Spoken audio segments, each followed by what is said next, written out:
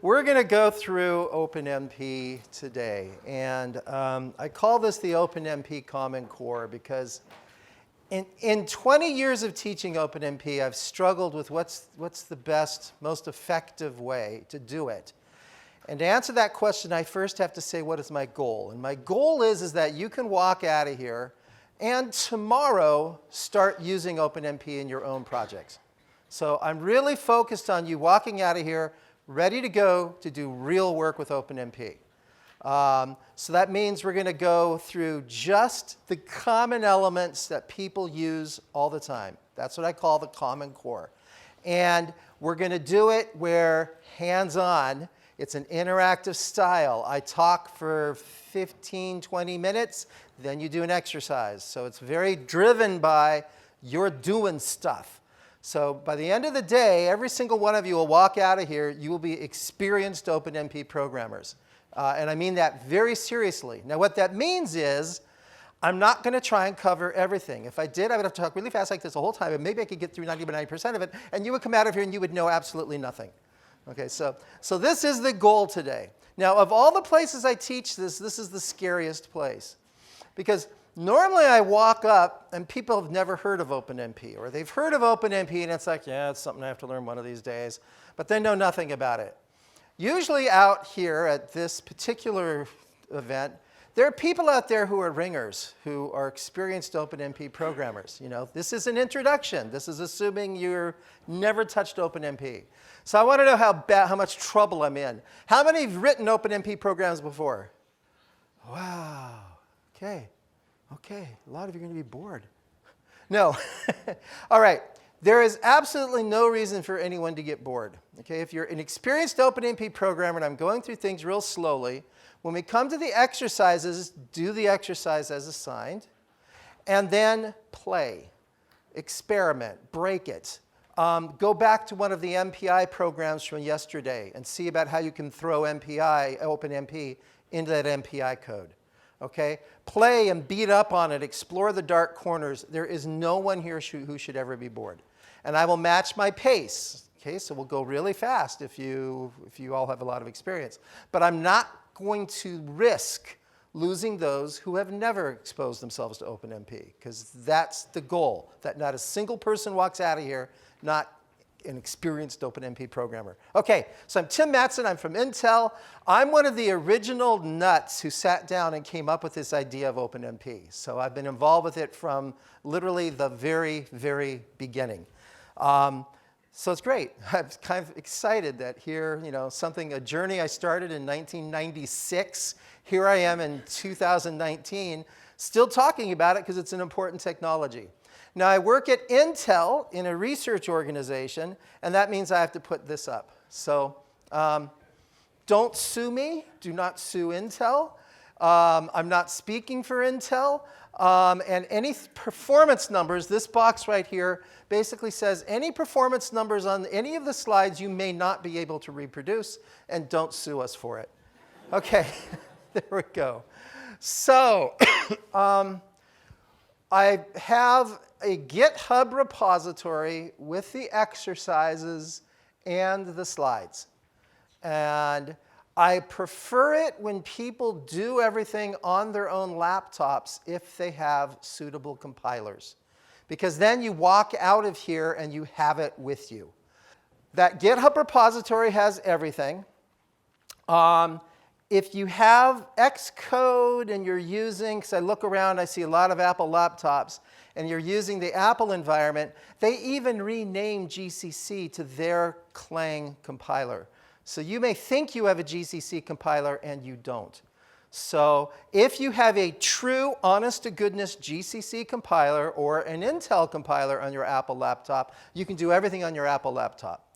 But if you just have Xcode, and therefore you have their compiler, you can't use it, not for OpenMP. But that's OK. You can do everything on Cooley. And at this point, you're all completely up to date with Cooley, right? Because that's what you used yesterday, right? Right? OK, good. So everything's on Cooley. And I checked, and it looks like the default settings in .soft Cooley already has the Intel compiler enabled. So you may not have to do that step. You may just be immediately able to go ICC or GCC, or the GCC on Cooley works as well. So you can do all this on Cooley, and the exercises are in this location, /projects/ATP, whatever that is, OpenMP exercises.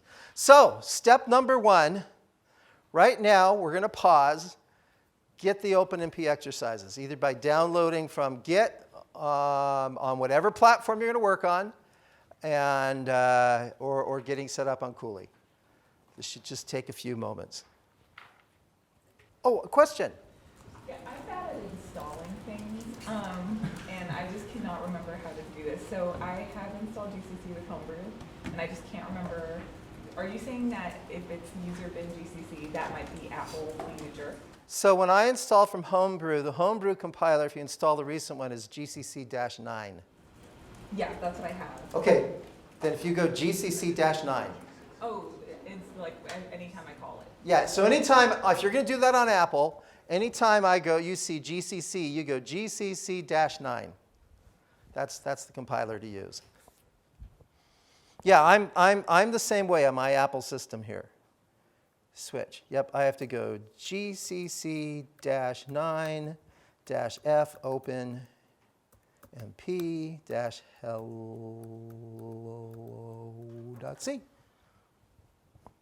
And it works. Yes, yes. Okay, but I'm getting ahead of myself. Okay, so can I move on? Yeah? Yeah? This got to be interactive. It's going to be really boring here. Okay? So, and I don't like being bored. All right, so disclosures. I think I already said this, but I want to emphasize, please, I am not speaking for Intel. Really? Which means no lawyers have gone over this and blessed it and approved it. I'm not speaking for the OpenMP Architecture Review Board. And also, I take these tutorials very seriously. So especially those of you who have some experience in OpenMP, especially if you've had some experience teaching OpenMP, any comments you have on how I could make this better, please let me know. So I want to emphasize that I do this as an active learning process. So you do the exercises. There is a folder of solutions. Don't look at them. Those are there so when you walk out of here and continue on your own self-study, you have something to work with. But really, don't look at them. Do the exercises and do it yourself. Okay, enough said. Let's talk about OpenMP. All right, so OpenMP is an API for writing multi-threaded applications. Our goal in creating OpenMP was to create something as easy as possible for an application programmer. We were not focused on computer scientists. We were focused on actual scientists trying to do something with parallelizing code. So it's a set of compiler directives, library routines, and it's to try. We believed it was making things as easy as we could. That was the goal. And it really focused on standardizing existing practice. Okay, I like to pick on other systems out there. And I look at, for example, at MPI, which, by the way, I love. I was involved with that as well, so I'm picking on myself. But when MPI 2.0 came out in the mid-90s, it was 5 or 6 years before there were broadly available, robust implementations of it, because they standardized a research agenda. They put things in a standard that no one was quite sure yet that they knew how to implement. So if we seem to be kind of slow and plodding with OpenMP, it's because we appreciate the fact that we're a standard. And when you put something in a standard, you have to know that you know how to deal with it. OK, so OpenMP has really grown. And this slide offends some people in the OpenMP circles, which is why I love to use it. What I did is went back to the very beginning, and I stripped off the front matter and the spec, and took off all the appendices and back matter. So this is just the spec part, the definition. And when we started, it was 40 pages. So when I first started teaching OpenMP, we covered each and every construct in detail. And it started in Fortran, and then we came out with a C version. Then a Fortran, we had 2 separate specs, and that became really untenable. So with OpenMP 2.5, we created a merged spec that describes C and Fortran. And just since some of you, many of you are early in your careers, and at some point you might be called upon to create some standards of some sort, I must say that we didn't really know what we were doing in these early specs. That just as in terms of writing a good spec, they kind of sucked. But we eventually learned a lot, and the reason there's this big gap between 2.0 and 2.5 is we basically rewrote the entire spec. 2.5 I'm really proud of. We got that one right. So it's really cool. But you can see as things move on, the complexity has exploded. And now the latest spec is, if you just look at the spec part, it's almost 450 pages. And that's if I ignore the tools interface, which is new with OpenMP 5.0. If I add that, it goes up over 600 pages. So the complexity has just exploded. And that's the problem, because I think that we have lost sight of the goal of OpenMP. The goal of OpenMP was to make it easy for you to write parallel programs. If you have to sort through a 450-page spec to figure out what to do, it's not easy. And so this document went around, and it's great. Anytime I do serious OpenMP programming, this is next to me. So save this, keep it. It's really great. But oh my God, look at all this stuff. There's a lot here. And I'm going to tell you, 90% of it you will never use. Okay. I apply the same criticism to MPI. They too have gone off the rails in complexity. Now, that's a criticism, but I want to be clear. The reason this is happening is because OpenMP and MPI are so successful. If you're successful, what happens? Someone walks up and says, hey, the market's changed. This is a key algorithm. You can't handle it. You need to add something. So you add it. Okay? People come up and they say, hey, there's these things called GPUs. We have to be able to handle them. That's a big part from the jump 3.1 to here. We added GPU support at 4.0. Okay? Big jump, whole new architecture, all sorts of stuff you have to add to deal with that. So this is what happens to a successful standard. And then the result is as time goes on, you have to rethink how you teach it and how you get people started with it. So I have really shifted to a focus on what I call the OpenMP Common Core. So this slide right here, most OpenMP programmers, this is all they ever use. And if you utterly, completely master these 20 constructs, or 20 things, I can't call them constructs, 20 things on this slide, you will be good to go for most of what you do in OpenMP. And my feeling is that if you have this foundation, then you can look up the specifics. Oh, I need to program my GPU with this. OK, you know all this. Flip through and see how it extends to the GPU. Off you go. Oh, I want to use the SIMD constructs. You look them up from this foundation. So that's where we're going. Does that all make sense? Yeah? Yeah? OK? Not make sense? OK. All right, so let's talk about the OpenMP solution stack, and just to set the stage. Now, underneath is a huge variety of hardware. And, well, the bottom of the slide doesn't show, but who really cares, right? So you have shared memory systems. And I like to point out that there is no such thing these days as a symmetric multiprocessor that you're going to touch. We use that word a lot. But in my opinion, the second you put a cache on a piece of on a processor, all thoughts of symmetric multiprocessing went out the window. The fact of the matter is, everything is NUMA. Everything needs to be done in the context of what's my memory layout. Okay? And we have what you need in OpenMP to deal with that. Then, of course, you have a GPU that you can program through OpenMP as well. Now, on top of that, oops, wrong way. You have the operating system and a low-level runtime library. I like to put this layer up to point out that OpenMP builds on what the operating system gives you. The operating system has a concept of threads, and we import that, and we work with it. So every now and then someone comes up to me and says, if I go to OpenMP, will I speed up relative to my pthreads program? And my answer is, if you're using the same algorithm, no, because OpenMP just maps onto the pthreads. So we use whatever the operating system concept of a thread is to build on. And then the OpenMP implementers create a low-level runtime system that you use that is tightly wed to the operating system. But that's written for you. You don't have to deal with it.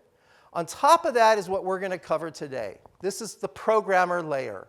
So you have a collection of directives, and most everything you do will be through directives. Then you'll have a small number of runtime library routines, which handle things that can only be decided and resolved at runtime. And then some environment variables to control how the execution of your program proceeds. And then, of course, on top of that, you have the actual applications layer. So this is the solution stack for OpenMP. Now, for the Common Core, it looks like this. We're just going to deal with the simple shared memory layer. If you don't have that utterly mastered, all that NUMA stuff and that GPU stuff will just blow you away.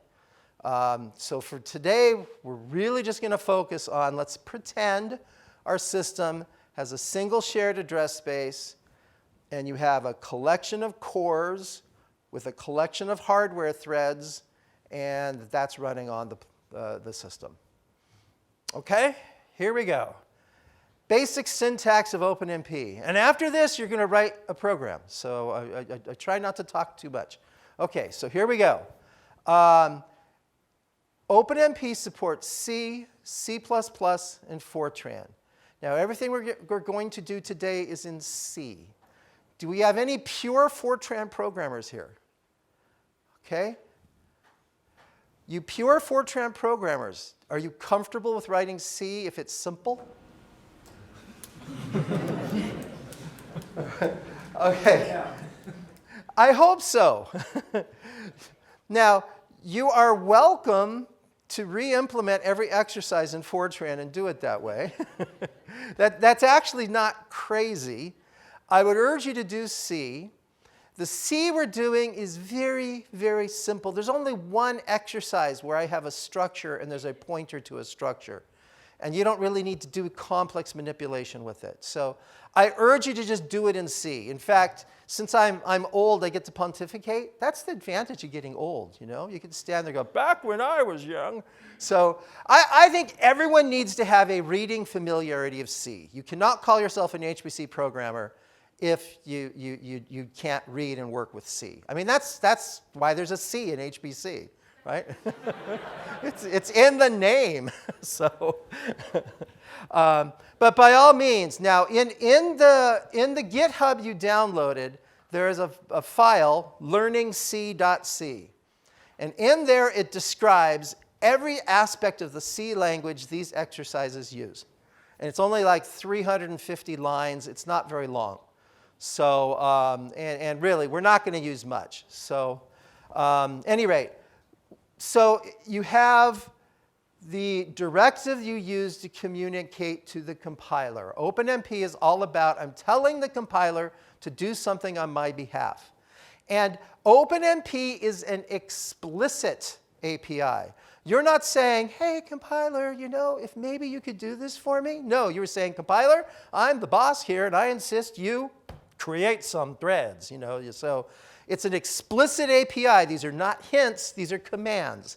And so in C and C++, it's pragma OMP, the name of the construct, and then a set of clauses. All right? In Fortran, it's the exclamation point $OMP construct and set of clauses. Now, we've been very, very careful that in almost every case, in fact, I can only think of one case where this is not the case, the name of the construct is the same between C and Fortran. So moving between OpenMP and C and OpenMP and Fortran is by design trivial. The only difference is associated with many of the constructs is a collection of code. There are standalone constructs, but a lot of constructs, there's the construct and then a block of code. C is a block-structured language, so the block of code is a curly bracket at the top and a closing curly bracket at the bottom. This block of code is associated with a directive. In Fortran, it's not block-structured. So what you have to do is the directive name, and then the same name, but end the name of the construct. So comment, OMP, name of the construct, comment, OMP, end construct. So we have to have a way of defining the block. Now we call that block a structured block. And what we had to do, now you have to think for a second, what does OpenMP do? Okay, you are giving commands to the compiler. It'll take that block of code. It will outline it. That's computer science jargon for I'm going to turn it into a function that I can then turn into a function pointer and pass to the runtime library to execute on a thread. So it's doing a lot of stuff, and it has to be able to make assumptions about this block of code. And so the assumption it's making is that you have one point of entry at the top and one point of entry at the bottom. And if you're going to drop out in the middle, it's because you're shutting down the program and putting an exit statement. All right, so that's the structured block concept. So off we go. Here comes the first exercise. This is so exciting. Open up a text editor of your choice and write this code, a hello world program.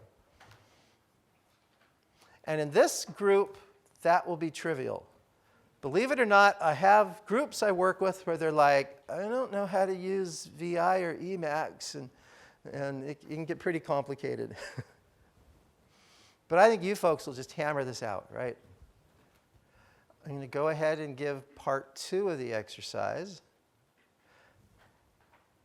And since you did the MPI session yesterday on a system, that's one of the reasons this goes so fast. This is normally in the course where it's like, I can't log on to the system, and we deal with all that, but that's all done. This is really cool.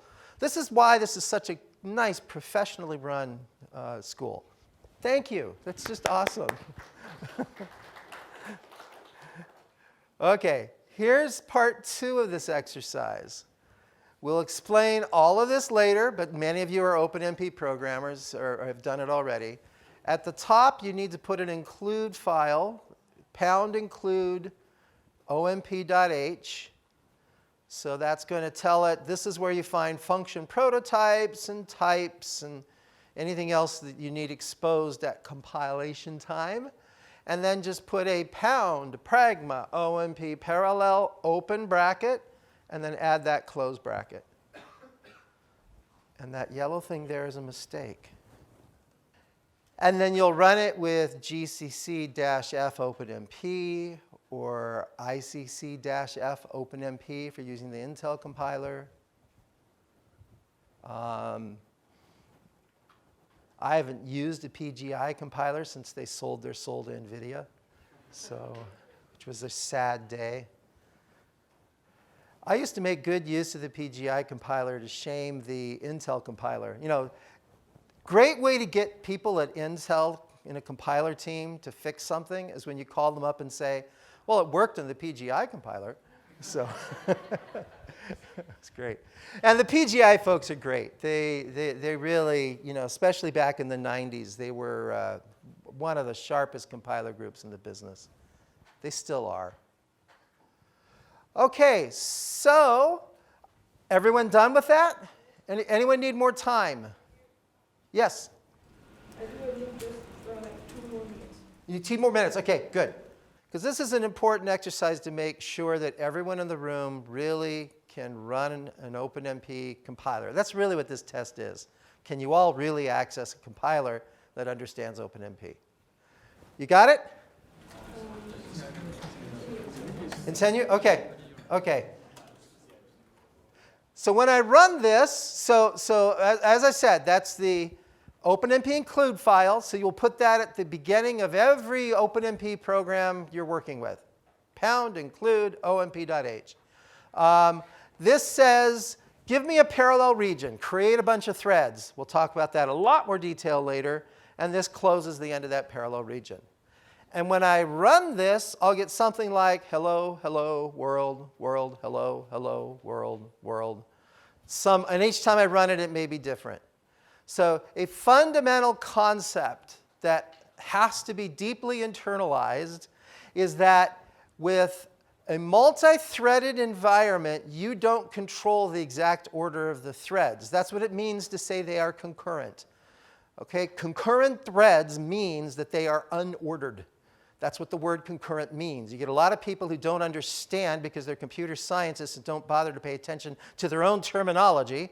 That there's a difference between concurrent and parallel. And concurrent means a collection of items that are unordered with respect to each other. Okay? And since these threads are executing concurrently, they are unordered with respect to each other. And what that means is every semantically allowed way that you can interleave those instructions might occur.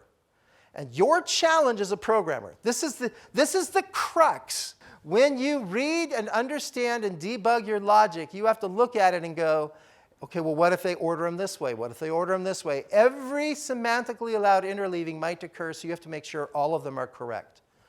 All right? And that can be difficult in a large program. Okay, so off we go. Let's talk about these constructs in more detail. So OpenMP uses the fork-join model of thinking about it. It's an execution model as a fork-join model. So you have a single thread. It's the initial thread. The initial thread's cruising along, and when it comes to a point where it needs more threads to help, it'll fork a team of threads. They will go ahead, execute concurrently, running on parallel hardware. So you'll hopefully get some nice parallelism. They will finish that block of work, and when they're done, they'll join back together. So we call this a fork. We call this a join. Now that initial thread becomes the master of the team it creates. So it's part of the team. That's why I have it in red there. And so what you create, okay, well, then you keep going, you come along, you may create another parallel region. So you fork off another group of threads, and off you go. Now notice that the number of threads from one parallel region to another can change. It's not always guaranteed to be the same. In fact, you may ask it not to be the same. So what you end up with is a program that consists of a number of parallel regions interspersed by small sequential parts. Well, or sequential parts. Nothing says they have to be small. And you even can have nested parallelism. So inside a parallel region, you need even more threads. You have another parallel. Okay? So the way you create threads is with the parallel construct. So here's an example. I'm going to ask for 4 threads. OMP set num threads 4 is I am requesting 4 threads. Hello, system, would you please give me 4 threads? And that is setting the default for the program. So until I change it by calling it again, it will be 4 threads that I'm asking for. So now pragma OMP parallel says create a team of threads. Now that team of threads will redundantly run all the code in the block. We're not splitting up statements between threads. Nope. Each and every thread will run that same code. Now that instruction OMP get thread num, int ID OMP get thread num, will return a rank for the threads, the same as the rank concept from MPI. It'll go from 0 to the number of threads minus 1. Okay? Now, to a first order of approximation, and believe me, we will go back over this again and again, make sure you have it in detail. But for now, assume if I declare something prior to the block, like this array A, it is shared. It comes off the region of memory, so when the operating system creates a process, it has a block of memory managed usually as a heap. And that block of memory is available to all the threads. Each thread is created. Each thread has a little piece of memory, usually implemented as a stack. And it has its own private memory. So if I declare something inside the block, the structured block, it goes on the thread stack and is local to the thread. If it's declared prior to creating the threads, it goes in that process memory, that block of memory on the process, and it's shared between the threads. So now each thread's going to call poo with its own ID and the shared array. Okay? And just to beat this into the ground and make sure there's not a single person in this room that hasn't completely internalized that, I walk it through in more detail here. So there's the code off to the left side. And so each thread is assume I get the 4 threads. So now I'm going to have my 4 threads running, and one's going to call the function poo with 0, or poo with 1 and A, poo with 2 and A, poo with 3 and A. So they each have their own ID, and they're all working on the same A. Now, when I get to the end of that structured block, because A was shared, it's still around. So A is existing, and it's just fine. It doesn't care. It's whatever state we left it in with the threads working on it. But in the C language, when you go outside of a block, variables declared inside that block go out of scope and are gone. So when I get right here, ID doesn't exist anymore when I get past that point. It's gone. It's out of scope. It's gone. All right? So I think that's all the key there. Now, all the threads wait at the end. So in other words, that initial thread that created the team, it will wait here until everyone finishes, then it will move on. That's called a barrier. And of course, you learned about a barrier with MPI the other day. So you're all experts on barrier. Yes, a question. Thank you so much. Yes. You're welcome. I was wondering for the memory part, if you declare like a pointer or whatever, if you allocate memory in the threaded part, do you have to be careful to like free it up before you exit the structured block, or will it just? That is a great question. So if I allocate memory inside here, that's coming off the heap. That is shared. So yeah, you probably better think about freeing it unless you want it visible afterwards. If I had, you know what, we're going to come to this later. Okay. Yes? So if I call OMP get thread num before I enter the block, will I get 0 all the time? You will. Okay, so now there's a second part to that question. So he said, the question was, if I call OMP get thread num before the block, I think you'll get 0, or it's undefined. I think you'll get 0.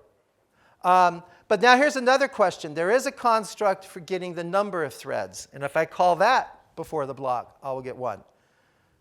Because there's only one thread before I go in there. That actually trips people up quite a bit. So there we go. OMP get thread num and OMP get num threads. So I want to be really clear. OMP set num threads, I am requesting a number of threads. The operating system may give you a smaller number of threads. It'll never give you more than you asked for, but it might give you less. So never assume that the number of threads you requested is the number you're going to get. And so inside my program, in many of my OpenMP programs, I just have, int ID equals get thread num, int n threads equals OMP get num threads.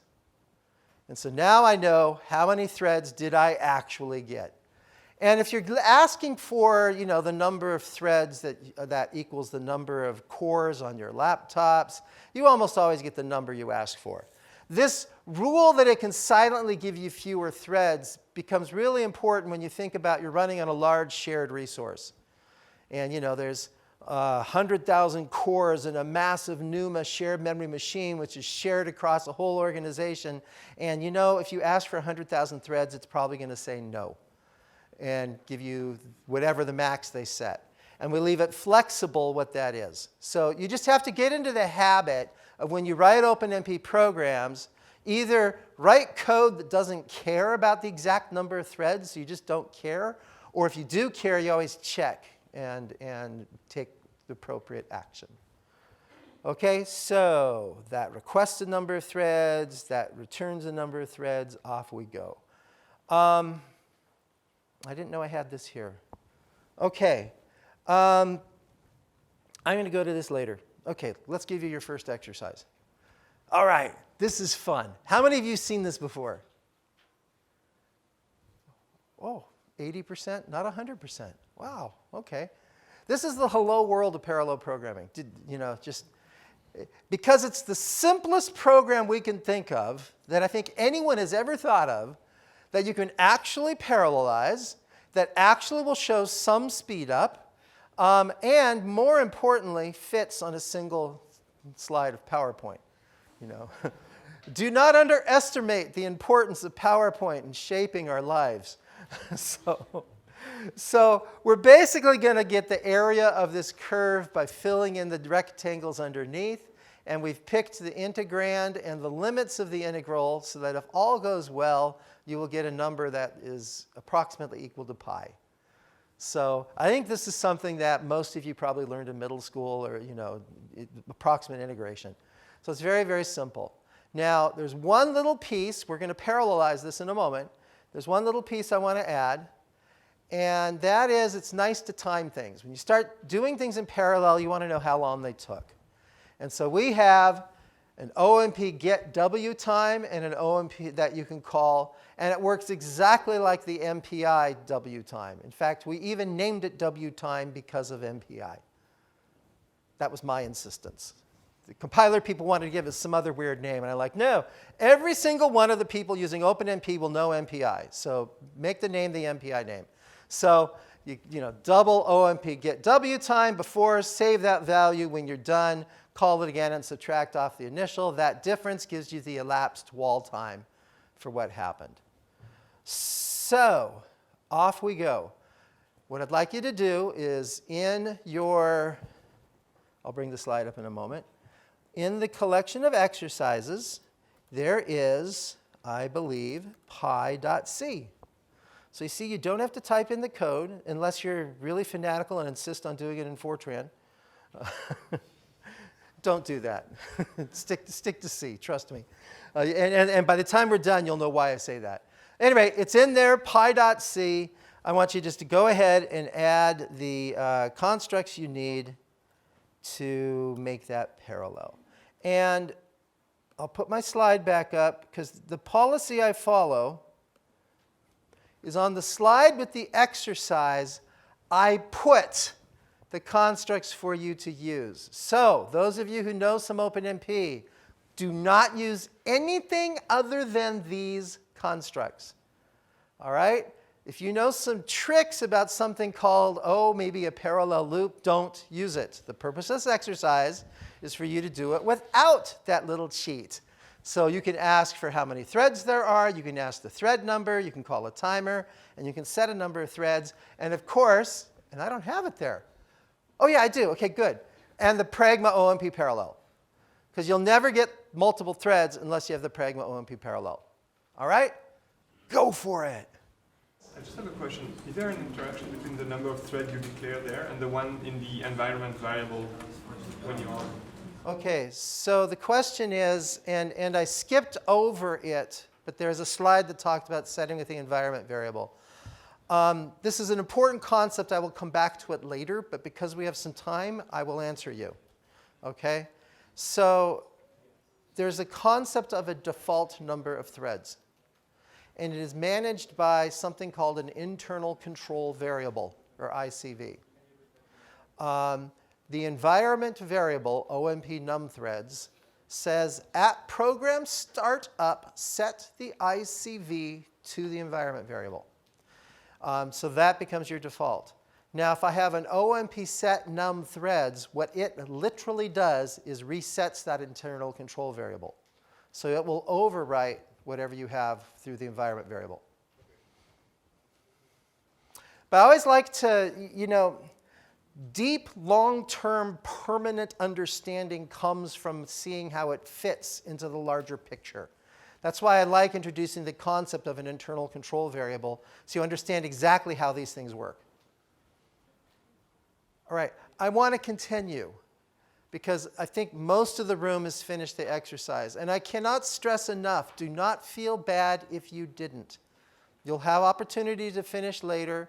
And we have varying levels of experience coming into this class. So it's inevitable we're going to have this unevenness. We'll manage. We'll get it to work. So here's my solution to this problem. And remember, there's the two issues that have to be resolved. How am I going to split up the loop? How am I going to deal with that accumulator? All right?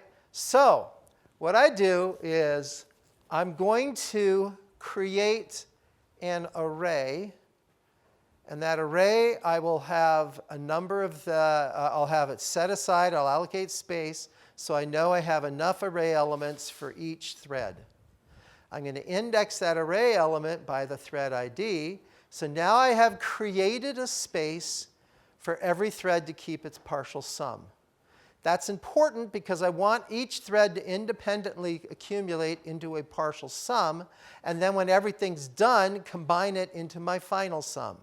And remember what I said earlier, if I just declare a partial sum variable, do the partial sum, when the parallel region's over, I go out of scope, that goes away. So I had this awkward situation of I needed a private space for each thread to write its partial sum, but it had to be shared, so after the parallel loop, it still existed. So that was the challenge I came through here. And this was my solution. I promoted sum to an array. And so you can see I have pound define num threads, because I don't like literals in my code. I could have just done a literal. And then sum num threads. So now I've declared an array big enough to hold for the number of threads. OMP set num threads of that num threads value. So I know I'll get that number of threads or less. So I know I have space for my array. Then I have the parallel region. Now inside the parallel region, I pick up my thread ID, I pick up the number of threads, and I do a trick that MPI programmers do all the time. It's called a cyclic distribution of a loop. That's the trick I used for here. So my loop control index I set to the thread ID. I have my I less than the number of steps, and then I increment I by the number of threads. So this deals out the iterations. You know, thread 0, if I have 10 threads, thread 0 will do 0, 10, 20, etc. Thread 1 will do iteration 1, 11, 21. So it's a cyclic distribution. Another solution is I compute the start and end block for each thread, and then hand a single block to each thread. So I divide the number of iterations by the number of threads, and then I compute from that block size how much I give to each thread. That's another very common solution. Now there's a subtlety on this slide. It's this line right here. If ID equals 0, n threads equals n threads. Now there's an important reason I did that. Now, very careful, notice I had to declare the x, the step size, I had to declare that inside the block. I needed each thread to have its own value of that step size. I needed each thread to have its own loop control index, its own ID, and its own number of threads. Okay, I needed that to be separate. But I want to know at the end, because I want to have a print statement that says, for this many threads, pi was equal to such and such. And I only know the number of threads by this call, OMP get num threads, inside the program. So I wanted to create a copy of that value that would exist outside the parallel region. And that's what I did. I just randomly picked one of the threads, ID equals 0. The global copy, notice this n threads was defined up there, right? So this global copy I'm assigning to n threads. Now, does that all make sense? Questions? Questions? None? Yes, a question. Great, yes. Yeah, so that special if ID equals to 0, you are trying to get the number of threads by doing OMP get num threads. You could have done that, make that call outside of the parallel region.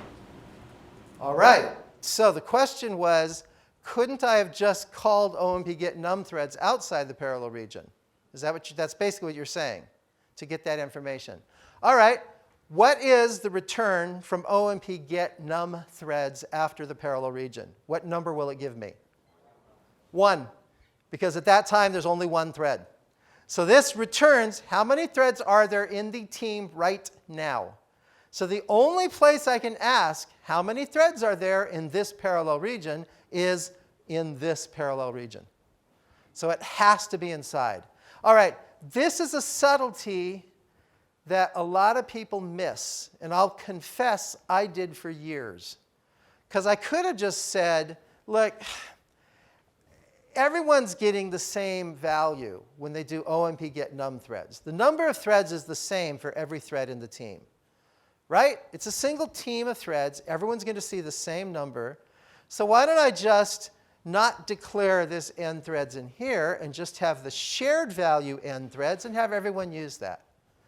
Okay?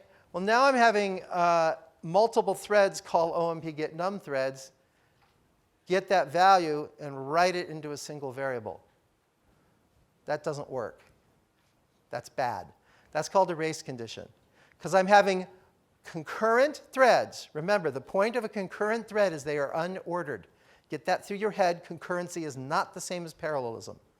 So I'm having concurrent threads without order. I'll get to your question in a moment, I promise. Okay, I'm having concurrent threads in any which order, writing a value into the same address in memory. All right? Now, it turns out that on the x86 architecture, that works. The x86 architecture has a very forgiving memory model. But if you go to ARM, if you go to the Power from IBM, that may not work. Even though they're all writing the same value, it's conflicting writes to the same memory address, unordered writes to the same memory address. And that fundamentally is broken. It's called a race condition. And a program with a race condition, as defined in the C, C++, Fortran, OpenCL, OpenMP, Java standards, all says a program with a race condition is an invalid program, and the compiler can give you any crappy answer it wants if you're stupid enough to put a race condition in there. All right? I, by the way, disagree with that. I think that's a mistake. I think the application programmers of the world should rise up and refuse to accept that. And during breaks and offline, I can talk to you ad nauseum about that, but I won't right now. But that's why I add this line, is this gives me a way there is no race condition in this program because one and only one thread writes the value of n threads into the global copy. And we'll come back and talk more about memory models later. Okay? Memory models. Wow, okay. Usually someone jumps up and runs out of the room in terror when I say that. That's good.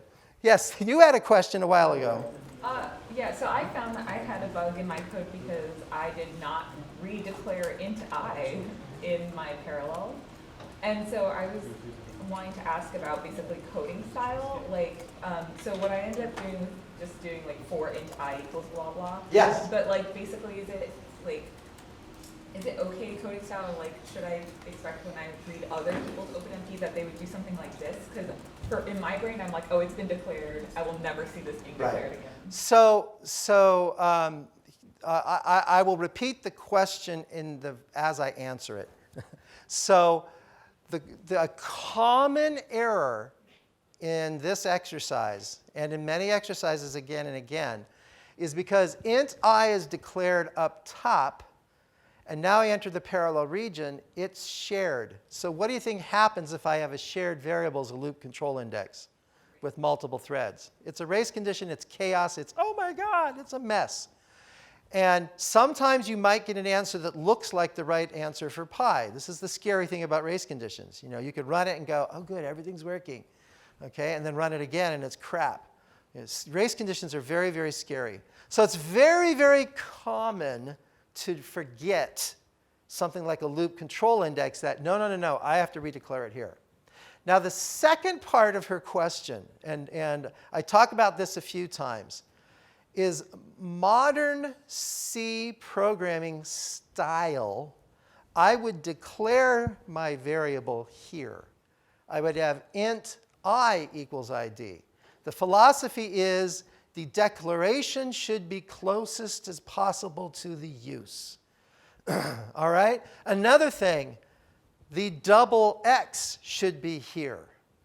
Okay? Modern C programming style. It's a temporary. I'm just going to use it here. It's just used in this block. Why should I have to declare it earlier? You could put the double X there. Modern C programming style that is correct. That is probably the right thing to do. I can't bring myself to do it because I'm old. And we old people know that compilers, which are magnificent pieces of software, I have so much respect for anyone smart enough to write a compiler. I'm not. I manage people who write compilers, but I can't actually write one. All right? This is a really hard program. However, compilers are really stupid. And I have found in the course of my life that anytime I depend on a compiler to be smart, I end up suffering. So it's just ingrained in my body. If I put int I here, is it going to declare that every single time I hit this loop? Okay, if I put the double here inside the loop, will the compiler be smart enough to promote that declaration? Because that's what I'm depending on. If the compiler actually inside the loop body allocated the memory for this variable and created it, it would be a disaster. So, but we've just, yes, indeed, modern compilers are now smart enough that they would see that double and they'd go, yeah, I'll promote it and declare it out here. But I can't bring myself to do that. So I write 1989 style C for the most part. But I've been told repeatedly that I should go through and update all these slides because most people coming along these days, of course they put the int there. Yeah. Yeah, I guess you. Yeah, when I was doing my solution, I was actually trying to make it work for any number of threads. So I was doing a malloc for the accumulator, for the sum. Okay. But then it didn't work because I put it outside the parallel pragma. Yeah. Assuming that I could get the number of threads that I was running with, so I could create the. But then if I only know the number of threads inside the pragma parallel region, then I don't know how to create only one copy. You're right. So let me tell you what you do. The situation he raised, since the video doesn't always pick up the questions, is this another stylistic sloppyism here is, pound define num threads 2. I create a literal, and now I'm going to use that literal inside the program to allocate the array. I mean, come on. You want to be able to handle any number of threads, and it shouldn't be cooked into the program that I recompile every single time. That sucks. That's bad C style. So what you should do is how many threads am I going to get, and then I dynamically allocate that array. And don't worry, Fortran programmers, we're never going to demand that you do dynamic memory. So don't worry about it. But I just want to say, so there is a call that we haven't covered, that's not part of the Common Core, but I'm going to mention it for those of you who want to do this. It's called OMP get max num threads. So OMP get max num threads. So you just the max for maximum. And what it returns is, what is the maximum number of threads you could possibly get in the next parallel region? So I would call OMP get max num threads. I would malloc that number, then call my parallel region. And then I know that I may get fewer, but I won't get more threads, and I can safely make sure that I've malloced enough memory. And that maximum number, so if I define OMP num threads, the environment variable to say 20, that maximum number is 20, or is the maximum number? Okay, so his question is, now he's getting ahead. We've got a ringer here. So you can change the number of threads with an environment variable. And his question was, if I ask for, say, 20 threads from my environment variable, will OMP get max num threads return that value? And the answer is yes. All right, I'm getting ahead. I said it to you earlier. Now I'll say it to you. All right, the way it works is inside OpenMP, there's an environment that keeps track of how the program executes. There are certain parameters that govern that execution, and they are represented by something we call an internal control variable. By internal, we mean it is opaque. And that means it may not be an actual variable. You don't know how it's implemented, but it acts to you like there's some variable. So there's an internal control variable for the default number of threads. The environment variable sets that. So if I go OMP num threads and I set that environment variable, I start up my program. What that does is when the program starts up, it looks at that environment variable and sets that internal control variable. quite literally, what OMP get max num threads does is it returns the value of that internal control variable to you. All right? And that says, that internal control variable, it's the default number of threads, and it says, until you say otherwise, this is the maximum number of threads you could get. That's what that internal control variable says. Now, if I had,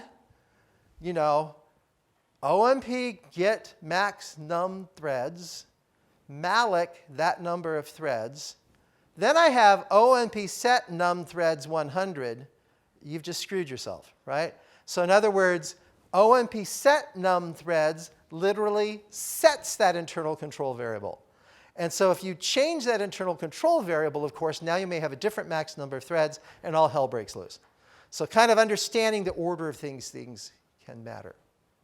OK, another question. Yes? Is there any difference in performance between that style format versus blocking? Oh, you bet there is. There could be a lot of performance issues, yes. And I'm not going to go into it much, so I'll say a little bit now, but then I have to go on. OK? So what the cyclic distribution does is it disables vectorization. Because I'm bouncing and doing this one, then I'm going to the next one. It just basically is hell for the vectorizer to figure out what to do. I'll just say briefly, a CPU has multiple cores, and each core has a vector unit. And the maximum performance comes when you're making heavy utilization of that vector unit. And we're not going to talk a lot about vectorization. But anytime you're writing code for a CPU, you really have to think about how well will this interact with the vectorizer. And the block, because I have adjacent elements, the block approach tends to give better vectorization behavior. And we can talk about during the breaks and talk more about that. But gosh, we've been going a long time. I need to say a little bit more, and then we're going to take a break. All right. So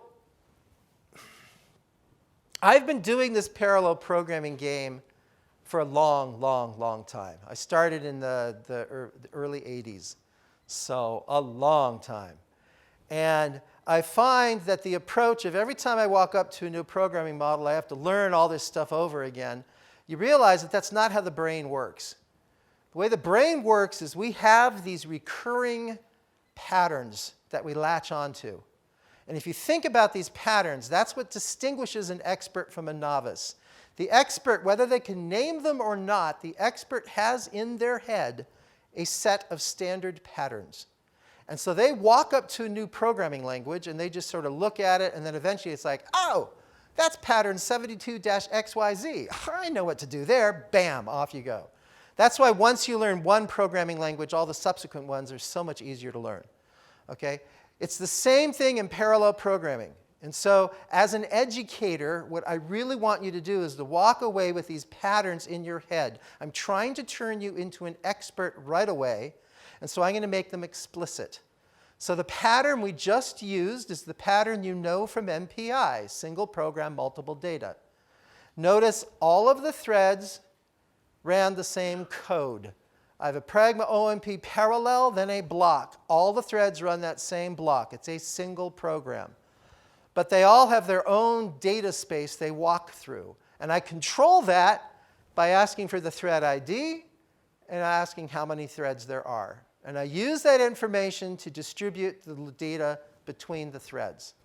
So it's single program, multiple data. And so that's this pattern.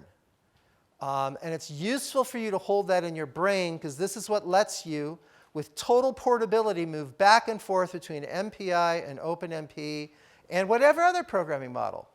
And I would have to say that in the history of parallel programming, this is the single most important design pattern used. This is like the granddaddy of them all, or grandmommy of them all, or grandperson of them all. There we go. So it's used all over the place.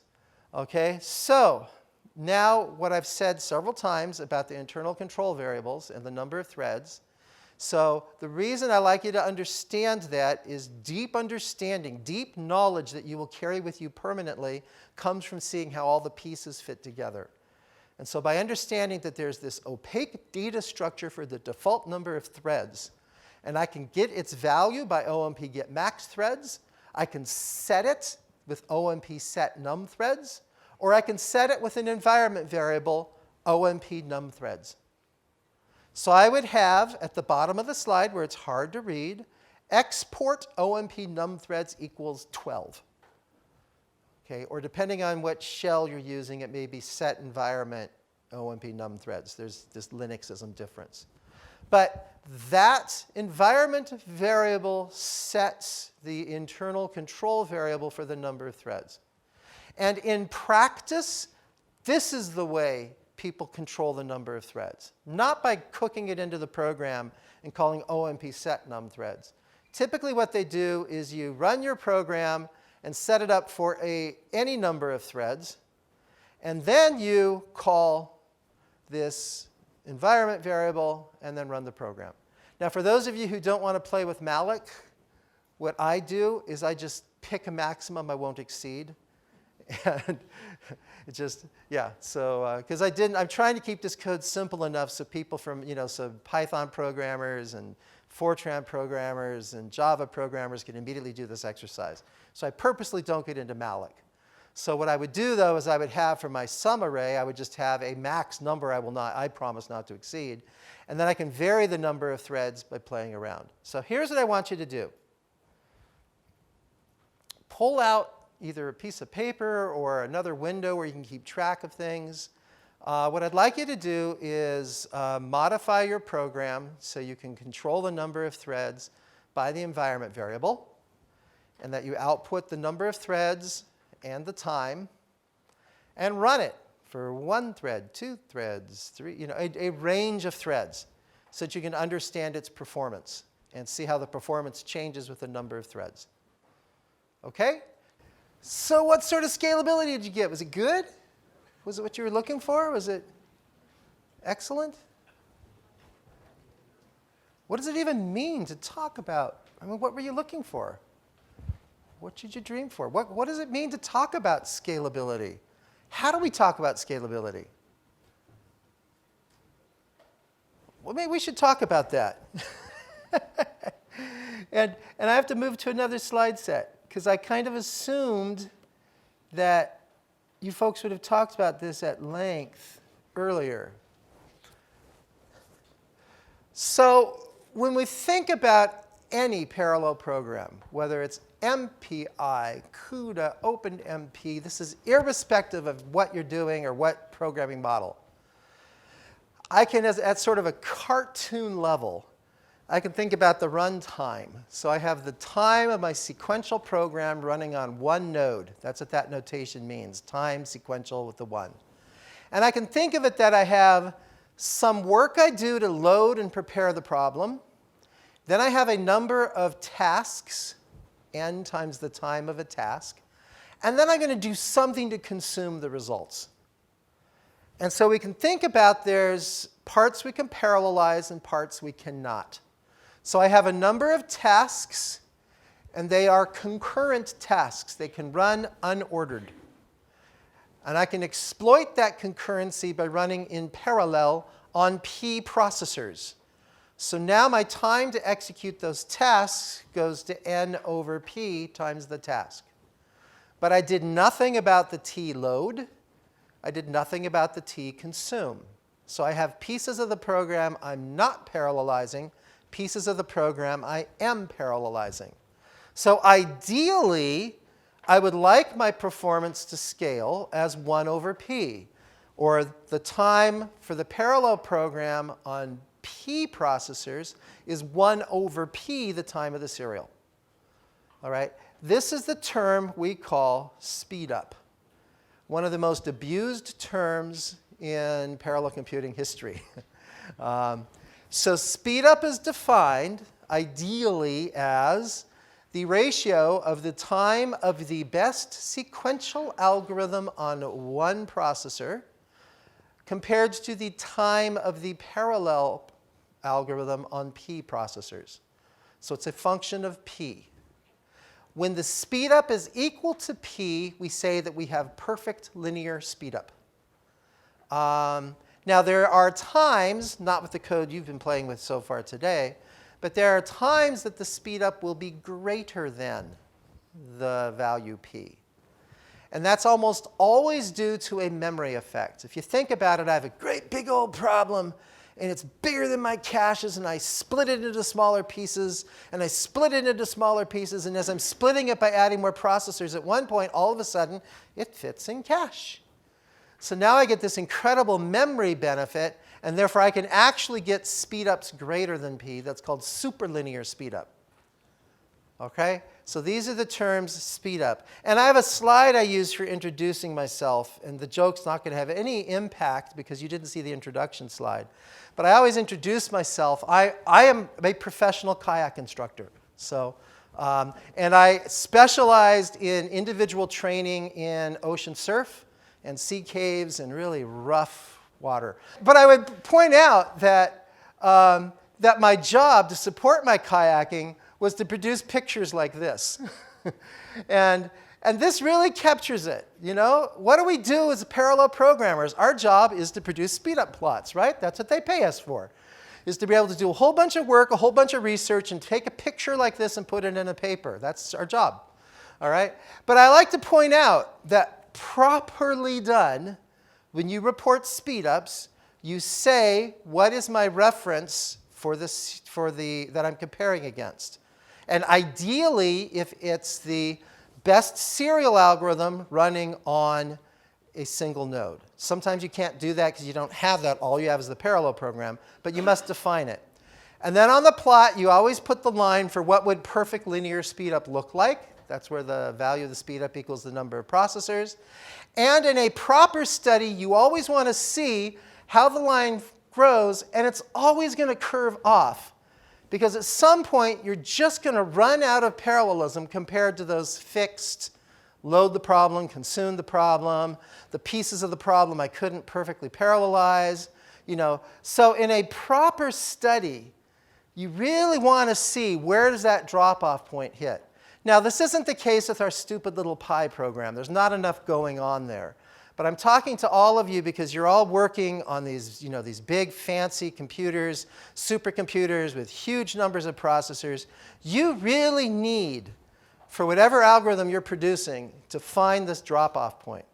Okay? And it's important to look for it and find it and understand it before you're really done and you can say that, yes, I have finished this study. Now, there's something called Amdahl's law.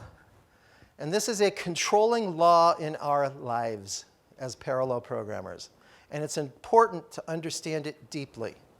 So I can take, going back to the idea of, I can write down my code in terms of this high-level representation. I can say that my time of the parallel program is the fraction of the program I can't parallelize, the serial fraction, plus the fraction of the code I can parallelize, and that can be divided by the number of processors, because I'm parallelizing it, times that serial time. And that gives me a way of describing the parallel time in terms of the fraction I can't parallelize and the fraction I can parallelize. We'll plug that into the speedup equation, okay? And I'm going to use alpha as the serial fraction, 1 minus alpha is the parallel fraction. And I end up with that expression there. And if I let p go to infinity, that last term in the denominator goes to 0. And what we have is that the best speedup I can get is 1 over the serial fraction. That's Amdahl's law. And I want you to see the derivation, because every now and then you'll hear usually a person in a suit and tie, you know, or with pointy hair or something, talk about working around Amdahl's law. You know, we have this great product, and it's not limited by Amdahl's law. It's like, no, it's called a law, not a good idea. Okay? And this is important for those of you looking at these extreme scalability machines. You know, I'm going to run on 100,000 cores distributed in some MPI, hybrid MPI, OpenMP environment. What serial fraction do I need to scale out to 100,000? You know, I need better than 1 part in 100,000 that is, I mean, the largest I can tolerate is 1 part in 100,000 that is serial. Do you know how hard it is to write a real application where only 1 part in 100,000 is serial? It's hard. Getting 1 part in 100 is hard. So the challenges you face because of Amdahl's law on these extreme scalability machines are radical. And come into it with your eyes wide open. And when I hear people talk about these amazing exascale machines that we're all very excited about, you know, I really wonder, 1 million cores as you add it all up? How many parts can get the serial part of their code below 1 part in 1 million? How many of those codes exist? I'm not sure very many. Oh, I'm not supposed to say that here. But this is important for you to internalize, because this tells you from the programmer's perspective, the algorithm designer's perspective, what you are faced with when you want to move onto an exascale machine. And when you're going exascale, you got to fight every tiny little piece that doesn't parallelize and eliminate it. So it's important for you to keep in mind. All right, so that was a digression, though. And let's get back to the main flow of our presentation. So when I ran this program using the set the number of threads to the environment variable so I could quickly vary the number of threads, and I did this on my laptop. So my serial program ran in 1.83 seconds. My OpenMP program ran in 1.86 seconds on one node. And that's kind of normal. You know, I don't care what parallel programming model you use. There's always going to be a little bit of extra overhead in setting things up. So I kind of expect my pure serial code might run a little bit faster than my parallel code on one node. And so I have 4 cores on this chip. It's actually 2 hardware cores with 2-level hyperthreading. The operating system thinks there's 4 cores. And I go from 1.86 to 1.03 to 1.08 to 0.97. Is that really exciting performance? It's OK. I won't be offended. Is that exciting performance? No, no, no. That's really not real exciting. What do you think's going on there?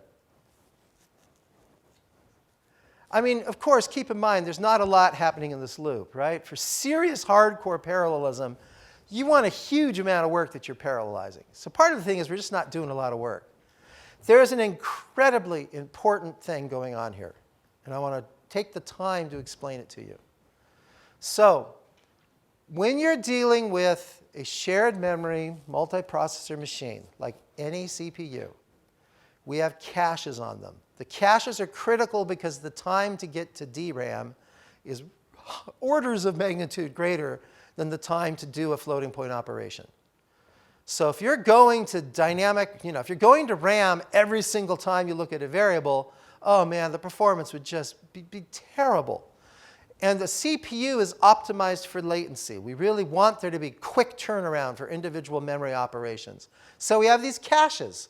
We have these L1 caches close to, did you get a hardware memory architecture talk Sunday? Yes? No? Yes? Yes? OK, so you all know about caches. Great. So here's the situation. Think about that sum array. All right? Hardware thread 0, I have 4 threads. And I say hardware thread because just to get into the specific architecture of this chip, it's got 2-level hyperthreading. Hyperthreading is an Intel marketing term for what the wider community calls simultaneous multithreading. Okay, so imagine I am thread 0, and I go to look at my value. And because if the caches are optimized for spatial locality, they're designed assuming if you look at element 0 of the array, the next thing you're most likely to do is look at element 1, then 2, then 3. So it packs them onto the cache lines that way. So hardware thread 0, it looks at sum, it writes a value. Meanwhile, at exactly the same time, say hardware thread 2 goes to look at its value of the sum array. Okay, it's a distinct value. There is no sharing. I was very careful. Each thread's only looking at that value, but they happen to be on the same cache line. So what's going to happen is hardware thread 2 is going to access that array element. The cache coherency protocol will say, your copy of that cache line is dirty, because someone else has marked it for writing. Therefore, we have to get a new copy of it. Okay, great. It'll flush that copy, and as it flushes that copy, it'll then fetch a new one. It'll grab the copy from here. Meanwhile, as hardware thread 2 is starting to do its write, hardware thread 0's ready to do another. Remember, not a lot happened in that loop. So they're hitting these elements again and again and again and again. And hardware thread 0 is going to go and say, OK, I'm ready to do my write. And the cache coherency protocol will come back and say, not so fast, dude. Your cache line's dirty. So we need to slosh it back. So what's happening here is I'm just sloshing cache lines back and forth, back and forth, back and forth. And even if they have a shared last level cache they're doing this through, that is adding a lot of overhead. So this is called false sharing. It's an important term. Anytime you're doing CPU programming, it's something to have in the back of your head.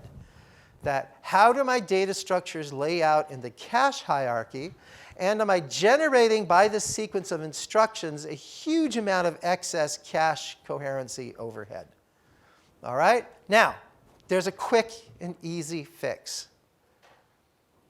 I can pad my arrays. All right? I didn't say a pretty, elegant fix. I said quick and easy. So what I'm going to do is I'm now going to make sum a two-dimension array. And I'm going to add a second dimension, and I'm going to pick it to be large enough to fill a level 1 cache line. All right? So now what I do is by doing this, I make sure that each element of that sum will be on a new cache line, because I have 0 padded the array. All right? So I add that extra dimension, and I don't care about that value. So I leave this one fixed at 0, and I vary that first array ID.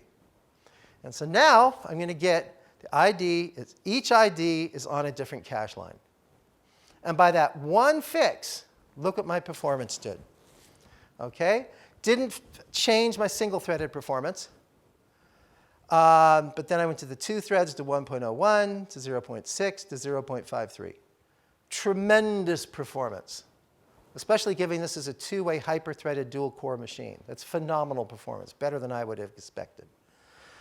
So just by getting rid of that false sharing, which I did by padding my array. Now I'm going to answer your question, then I'm going to pick on this.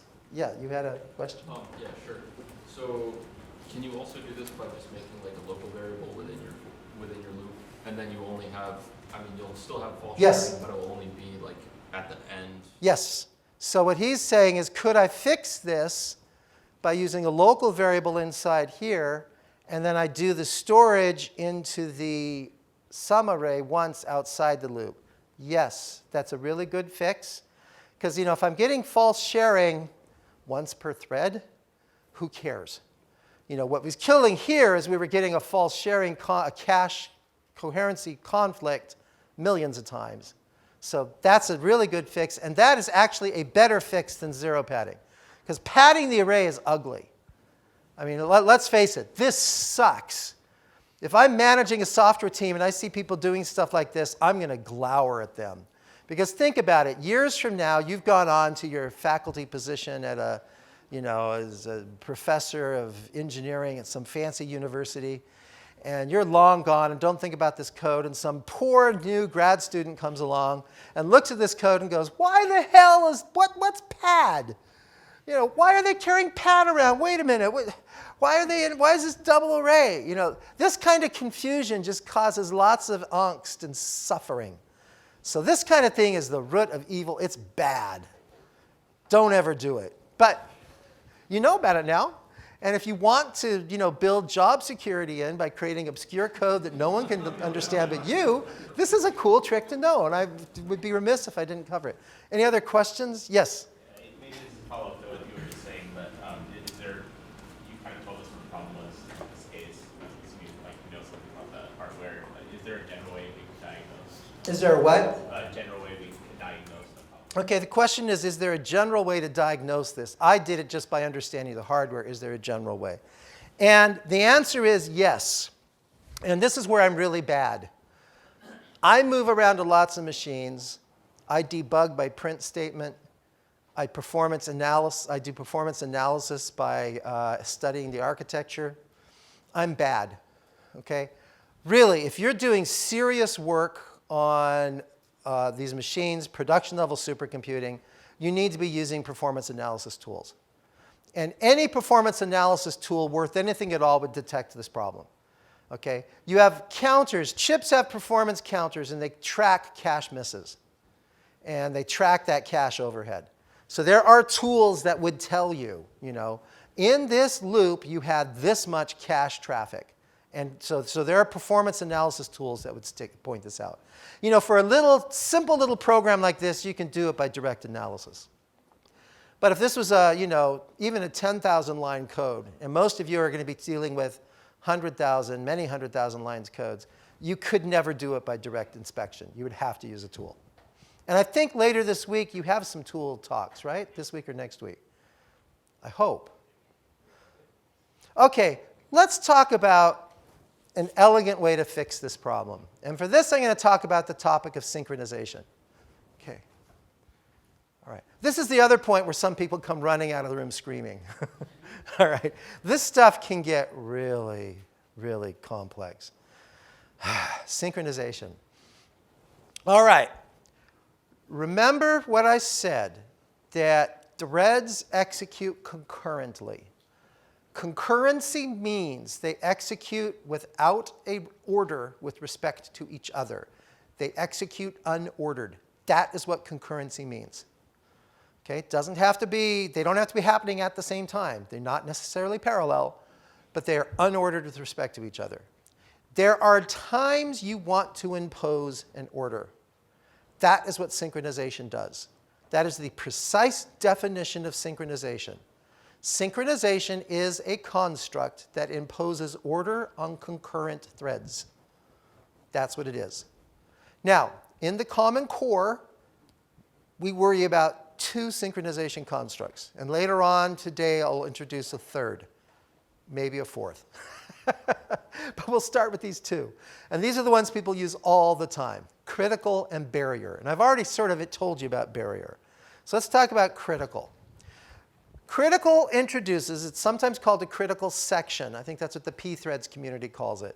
It defines a block of code that will execute with mutual exclusion. Okay, so it creates a mutual exclusion situation. It says, here's a block of code that only one thread at a time can execute. All right, that's what the critical section does. So look at this code right here. I have a pragma OMP parallel, and I'm going to do I get my ID, grab number of threads, then I'm going to do a loop. And inside that loop, I'm going to do a big, awful, complex job. And it has to be big and awful, and I'm just going to tell you right now, it needs to be big and awful, and it better have highly variable runtime from one iteration to the next. And if you think about this critical construct, once I describe it, you'll see why that's the case. So I would only write code like this if, big job took 2 seconds for one iteration, 20 seconds the next iteration, 5 minutes the next iteration, and I had no friggin' idea how that was going to break up. All right? But it's going to be all over the map. Okay? Then imagine I have a function that's going to consume the result of that calculation. And there's all sorts of side effects in that function. It's messy side effects. Someone else wrote it. I don't want to diagnose and figure out where all those side effects come in. So I just want to make sure that one thread at a time executes it. That's what this critical section does. Now, a structured block of one statement doesn't need the curly braces. So that's what that is. That's a structured block of one statement. But I can do critical, open brackets, whole bunch of statements, close bracket. But remember, a critical section says one thread will do it. If another thread hits this, if thread 1 hits this critical section and is doing that operation, and then thread 2 comes along and hits the critical section, it will wait. And it will wait its turn, sitting there doing nothing. That's adding parallel overhead. That's awful. But it'll sit there doing nothing. Because only one thread at a time is going to do this operation. So you really want to think hard and make your critical sections as short as possible. So that's the critical. Now a barrier, you've already been introduced to, because I told you that what happens at the end of a parallel region. How no threads progress until all the threads get there. And I told you we use the word barrier. It's an implied barrier. Okay, let's talk about barrier. There's an explicit barrier, and that's the pragma OMP barrier. And here's a case that shows you how it's kind of used. So this is an SPMD program. So I'm going to grab my ID, like every SPMD program. All the threads are going to run the same code. It's a single program. They're going to look up who's their ID, how many threads are there. So now I'm going to go through, and I'm going to have some calculation, a big, ugly calculation. And it's going to put the result in an array, and the array is indexed by the number of threads. And then the next statement's going to do a really big and ugly calculation using that array. So I have to be absolutely sure that before they call this function, everyone is finished filling that array. Can you see that? I do that with that pragma OMP barrier. So this is a really brutal synchronization construct. Synchronization always adds overhead. You always want as little synchronization as you can. And barrier is like, oh my God, it's like the nuclear bomb dropping in the middle of your performance profile. Okay. But in this case, it's not a correct program without it. I absolutely need it. I cannot allow any threads to go to that next statement until all the threads have finished the previous statement. So that's when I would use an explicit barrier. Now, I have a barrier implied at the end of a parallel region, but this is how you put an explicit barrier. All right, this exercise should go really fast. All I want you to do is get rid of that sum array. Make it a scalar again. So we're going to get rid of false sharing. I don't want to see anywhere in your code sum bracket ID. Get rid of it. Don't use an array. And you can probably guess the solution is going to require a synchronization construct. Okay, this one should go quickly, I hope. Famous last words. Okay, we got to go on. But as you know, with the pace of this, there are breaks. There's the lunch breaks. There's lots of times for you to catch up if you have other things you want to, if you don't quite finish an exercise. So at any rate, so this is just a reminder. I promoted an array. I promoted a scalar to an array in order to get my program to run. That was the original code. And so here I go. I get rid of that, so now I'm not creating an array of sum anymore. And I'm creating a private sum. I realize now I've changed this on another slide. But I redeclare sum right there.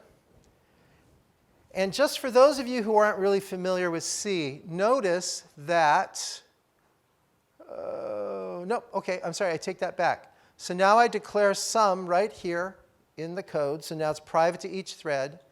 I do the computation within each thread. And then once outside the loop, pragma OMP critical, pi plus equals sum times step to accumulate it. That's it. So there's no false sharing because there's no array. Sum comes off the thread stack. So it's unlikely that it would be in the same cache line as anyone else's copy of sum. So I have to do the accumulation into pi inside the parallel region, because remember, as soon as I go outside the parallel region, that sum goes away. So I have to do it inside, and the critical lets me do that. You had a question?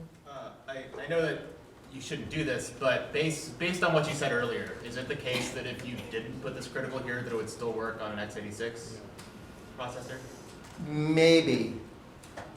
Maybe, yes. There is a chance it would still work on an X. Oh, wait a minute. No, it wouldn't. So I'll just be very brief here, okay? Imagine I didn't put this critical here, and I had pi plus equals sum times step. So pi is a shared variable. Okay, so I'm having unordered writes into a single address. That is a data race. But notice what it's doing. It's not just doing a write, it's doing a read and a write. because of that plus equals. So now imagine I read pi, I do the multiply and add to it, I write it. And if in between that write, another thread came and read it, did their add, now they write, they've overwritten what the other one had. So even with x86. So I'm going to make this statement briefly, and for a subset of you this will mean something significant. For others it won't, don't worry about it. The x86 gives you atomic reads and writes, and relaxed. The x86 memory model gives you the equivalent of an ANSI C++11 relaxed atomic for free. Did that mean anything to you? Okay. I mean, for a lot of people that would mean nothing, but so that's what the x86 does for free. Okay, every write is as if it was with a relaxed atomic. And it's because we're Intel. We are nice. Okay. So here's my performance numbers. And what you'll notice on that, I have my original SPMD. I have the SPMD version where I padded the arrays. And you can see that I'm getting almost exactly the same performance as the padded when I use the critical. So that's really cool. Did anyone else see that kind of trend when they compared their performances? Did people see that as well? That's cool. So you now know synchronization. Now I just want to emphasize, if you put that critical inside the loop, did anyone do that?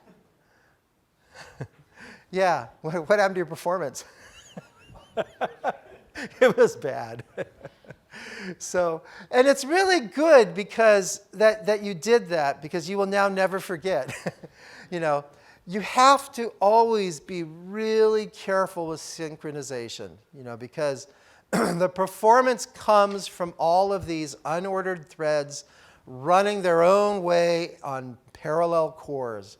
That's the performance. And when you put an order constraint in there, all that goes right out the window. So yeah, you really want to be careful where you put that critical section. All right, so now, at last, we're going to talk about parallel loops, which is what most people think is all OpenMP is about. But hopefully you all know that no, OpenMP is actually much more general than parallel loops. So here we go. If I see a loop where the iterations are independent, what I mean by independent is they do not carry any dependencies. I can run them in any order, and they will give me the correct result. So independent iterations of the loop. Then I can go through, and I always need a pragma OMP parallel to create threads.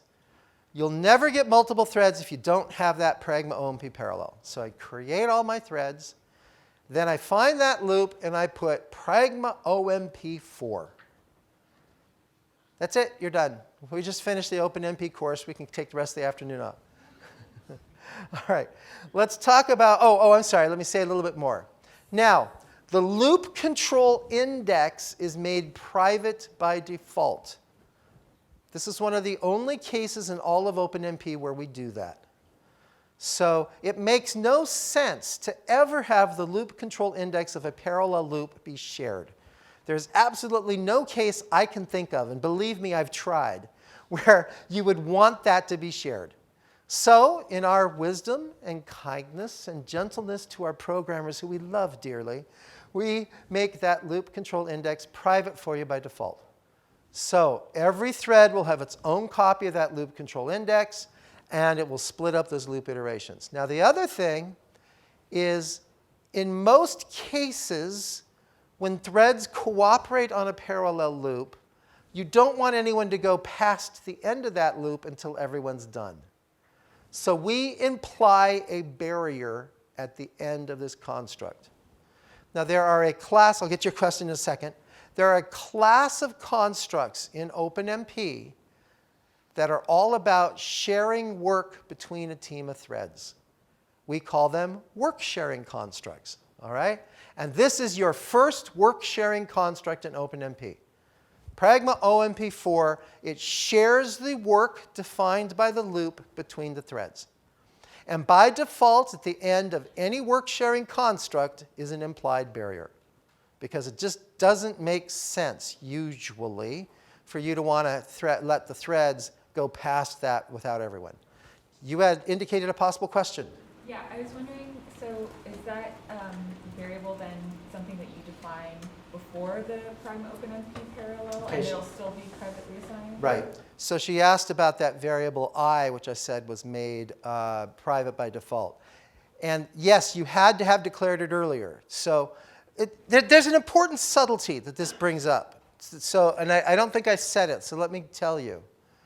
The reason C++ people hate pragmas, and the reason they are right to hate pragmas, is the pragmas are semantically neutral by design.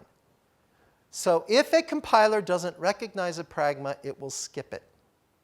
All right? That means if you have a misspelling, if I go pragma OPM4, the compiler will look at that and just go, oh, I don't know what that is, skip it. And we'll go right on. You may get no warning at all. So you got to be careful. What that means is at the language level, you have to define everything as if the pragmas were ignored. So the C language requires that you at some point declare this variable. So yes, you had to have, before that pragma OMP parallel, have declared int I. Or you declare it in the loop, int I. So it had to have existed as the host language requires. So, okay, sorry, so two questions. So, okay, even if you define int I, like above even the pragma OpenMP parallel, Yes. then it will still be private to each thread in the loop. Yes. Okay. Okay, so just reiterating, because the video doesn't always pick up the question. So just to be absolutely clear, and this is a code fragment. Prior to that pragma OMP parallel on this slide, I had to have had a statement that says int I semicolon. And so therefore, coming into the parallel loop, I is a shared variable. Remember what I said, if you declare it before the pragma OMP parallel, it's shared between the threads inside. So when you enter that parallel region, that's what we call the code that's executed inside a parallel construct. When you enter that parallel region, there is a shared variable with the name I. And what I'm telling you is we, in our wisdom, because we're very wise, know that you really meant, if you forgot to do it, you know what? You really meant to make sure that this I, the loop control index, was private to every thread. And so we'll do that for you. I go on and on like this, though, because this is the only time we do that. So don't go assuming we're going to try and guess and privatize things for you automatically, because in general, we don't. Yes? I'm not sure if you mentioned it, but what is the default if you initialize several variables in that argument in the form? If you do I equals 0 and then comma. If I have a bunch, then each thread's declaring them. So if I have declarations inside this block right here, will then they all be private? If I declare them there, but not if I just assign them there. If I just assigned that but declared previously, they're shared. Then they're shared, yes. They're shared. It's only the loop control index. So his question was, in C, I can have a whole bunch of things I declare at this point. So I can have I equals 0, sum equals 0, p equals 0. I can have a whole bunch of stuff in this initialization fragment of the floor loop. And you can do that, but only the loop control index, which it knows because it's used in the other expressions. And let me be clear, another subtlety, and I don't have a lot of slides about this, but it's basically just this form of loop. I equals something, I less than logical condition, somehow update the value of I. Okay, there's all sorts of wacky things you can do to a loop. And basically the concept is, and I don't want to go into this too far because it can turn into a long digression, but remember, when you are putting these pragmas in the program, you are telling the compiler, you are my slave and you will do this and this and this explicitly. All right? So you are telling it, you will insert the code necessary to split these loop iterations up between threads. So it has to know some integer expression that's going to tell it what's the logical limits for those number of loop iterations. It has to know some integer expression for how you're going to increment that loop. So, if I had some function in there that was returning a value and it was going to base it on the function, the compiler can't know what the internals of that function when it's compiling. So when you look at the OpenMP spec, or when you look at this document you have, this reference guide, it will tell you the subset of 4 statements that can be, that you can use in a parallel for, in a Pragma OMP4. It will tell you, here are the canonical forms of a for loop that we can understand. But it's easy to understand the concept. Remember, I'm all about long-term mastery. And the concept is very simple. The compiler has to be able to look at this for statement and know unambiguously how to turn the expressions inside that for statement into logic that will split up the work between the threads. OK, I've gone too far on that, though, so I'd rather keep going. OK. So let's, just to make sure you understand exactly what's going on here, look at this beautifully elegant program. I have a serial program up there that takes an array and adds another array to it. A of I equals A of I plus B of I. All right? Now, we're going to do that by the SPMD style in the middle. And you can recognize it there. I'm using the block the block iteration approach. Yeah, Pragma OMP parallel. I have my declarations right up front. I need to get the thread ID. Then I'm going to do the number of threads. And then here's my block distribution. I start equals that. I end equals that. Notice this trick here. This is something I stumbled around a long time before I came across this trick. What if the number of threads doesn't evenly divide the number of iterations? I have to do something to make sure I don't lose iterations, right? The easiest thing to do, I'm all about easy. The easiest thing to do is, if I'm the last thread, just set my end of block to the last element. So just that one simple logical statement. I handle the case of if it doesn't evenly divide. Yeah, there are fancier ways to do it, probably slightly more efficient ways to do it, but I'm lazy, and lazy's good. So now I do the loop, OK? Or I have the bottom, Pragma OMP parallel, Pragma OMP 4. OK? So now I have a quiz for you. Think hard. How many of you would rather do this? Huh, really? How many of you would rather do this? Huh, really? OK. How many of you don't know how to raise your arm?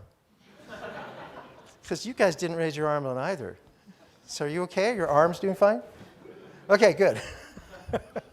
All right, so this is powerful. And by the way, these are roughly equivalent. So, yes? So the number of Pragma statements that you, or Pragma directives that you specify, before you're showing using the block in the OpenMP parallel region, as long as they're contiguous, is the brace, where you put the brace, optional? No. So let me be really clear. He's asking about the braces. So let me be clear. In the C programming language, it is a fundamentally block-structured language.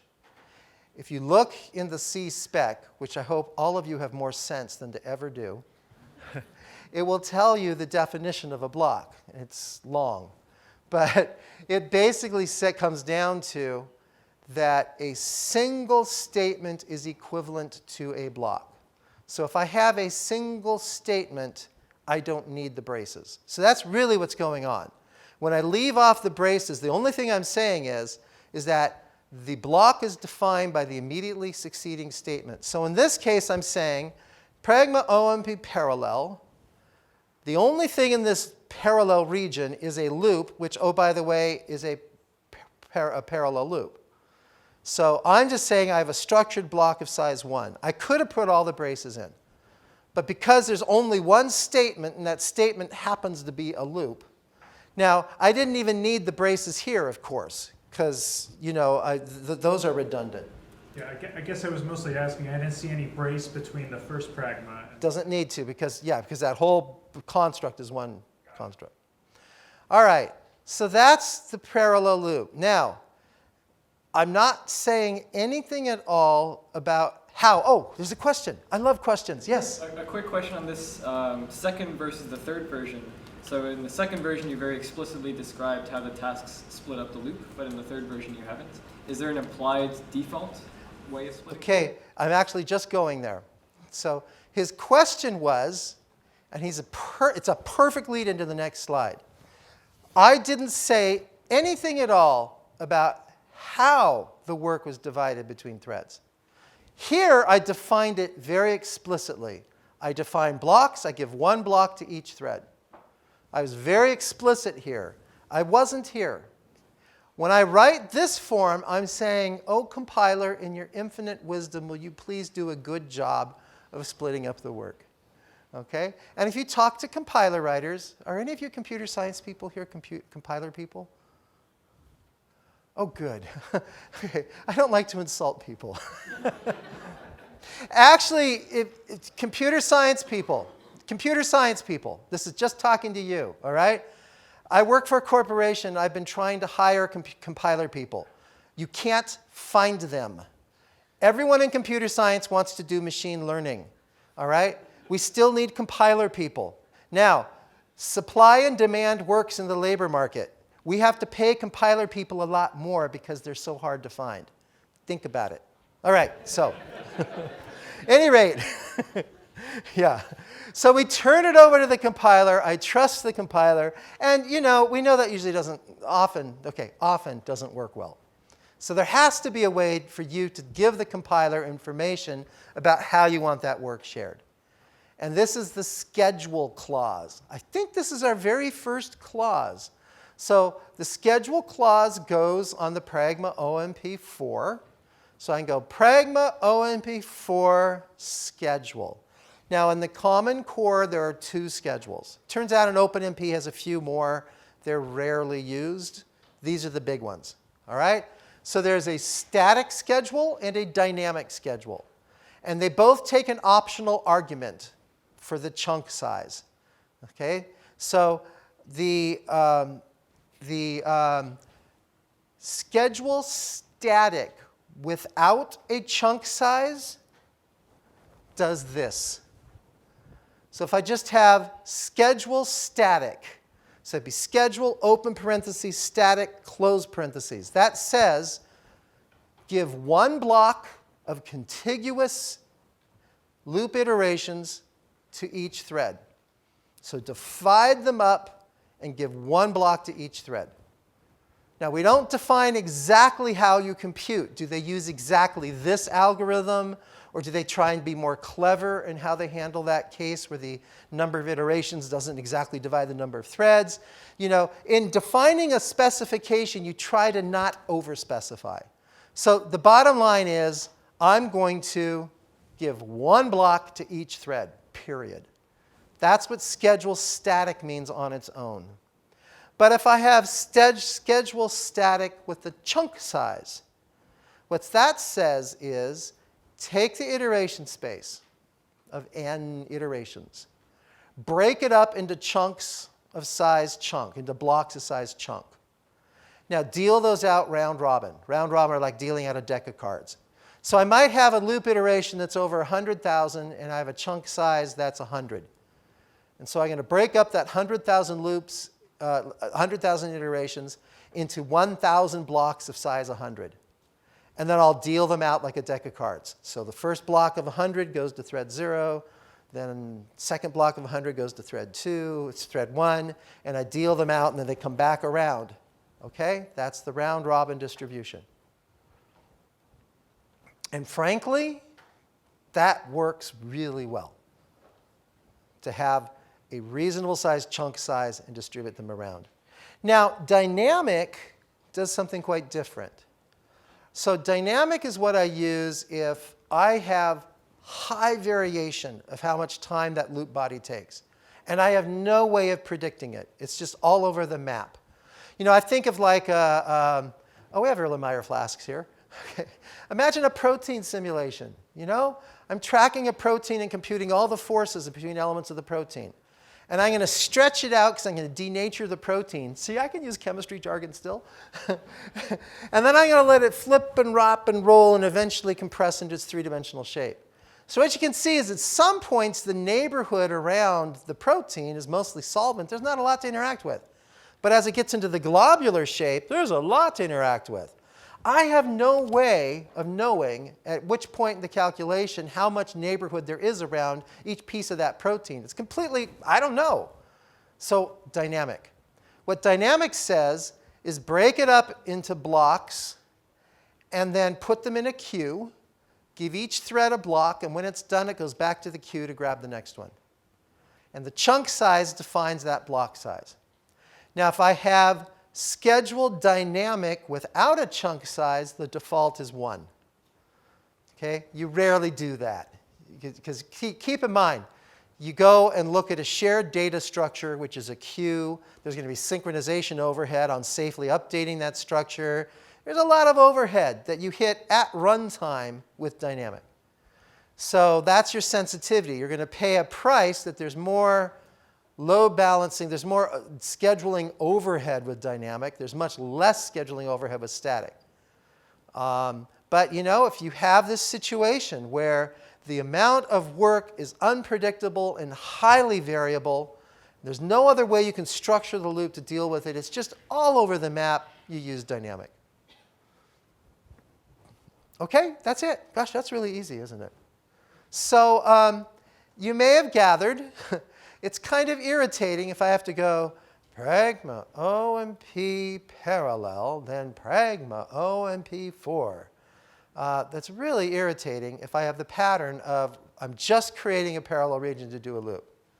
So we have a combined construct, pragma OMP parallel 4.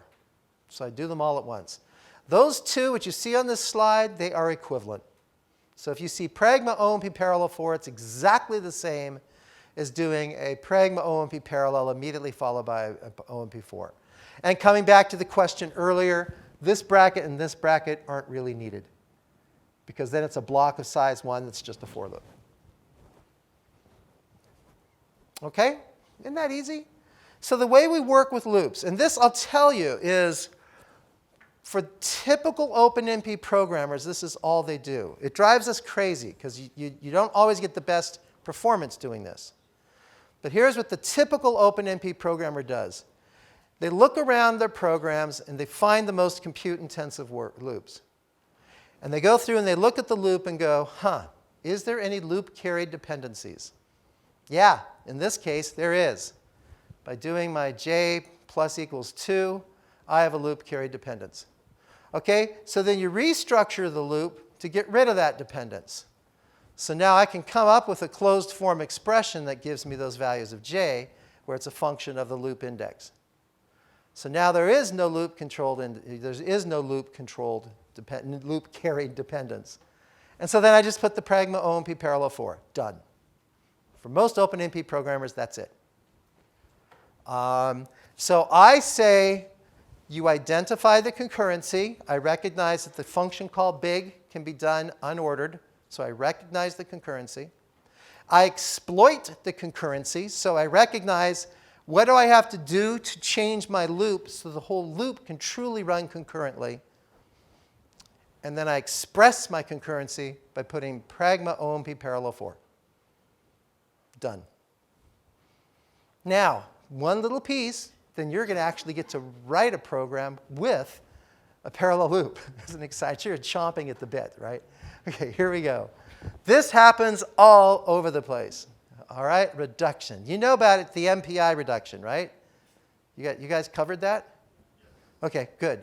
You know, when I teach MPI, I teach MPI init, the rank, the size, and then for the first program, it uses a reduction. Just to drive home the point, even though it's called message passing, an awful lot of programming you don't ever do is send or a receive. So I teach reduction before I teach send receive. So here we go, reduction. You know the pattern. We have an array. I'm going to walk through. I'm going to sum it all up. Can I come up with a simple little trick to make that so it's not a loop carried dependence? Because I'm accumulating to that one variable, something very familiar to all of you right now. That happens all the time, and we need a reduction. So OpenMP includes a reduction. So the syntax is a clause reduction. And then in the parentheses, I have an operator. The next slide's a table of the operators you can choose from for the Common Core. There's others that rarely are used. But usually it's a plus, and then a colon, and then a comma-separated list. Now, it's very important. Listen closely. Here is exactly what this does. For each variable in that list, in this case it's 1, or av, for each variable in that list, create a private copy one to a thread. For each one of those private copies, initialize them based on the identity of that operator. For plus, it will be, yeah, you guys really like that quiet zone thing. I guess that's good. You know, a resounding 0. Yeah, okay. It's the identity, so it's easy for you to remember. Okay, now here's the thing that throws people. Inside the loop, OpenMP could care less what you do with that variable. Okay, you don't have to just use it with plus. You can multiply it. You can put it inside a transcendental function. You can pass it into a function and do whatever the hell you want. Okay, I just don't care. So inside the loop, you're going to do stuff with your private copy of the variable. At the end of the loop, at that barrier you're all sitting and waiting at, now I'm going to combine all the partial sums from each thread. And I will do it using this operator. This is the second time that operator came up. It chooses the initialization value, and you combine all those partial sums. Then, when I've finished with that, I'm going to combine it with the original value. That's the value here that was declared before. All right? So then as a separate step, I'll combine it with that original value. That's reduction. It's a very clean algorithm. Private copy for each thread. Initialize based on the operator. Do whatever the hell you want. Combine the partial values using the operator and the reduction. Combine that value with the original. You're done. Okay? And then here's this table for your reference. I'm not going to walk through it, but you know, there's a number of cases where we've also defined a reduction. And I want to point out, I don't cover it in these slides. It's nothing tricky. It's just a lot of garbage to wade through. But we've added a capability for user-defined reductions. And this is absolutely critical to our friends in the C++ community. Because, of course, if you're defining your own object hierarchies and you're creating some weird kind of object that's defined through some class hierarchy, then you don't necessarily you can't use one of these standard operators. So you're going to have to create your own user-defined reduction. So we build that into OpenMP.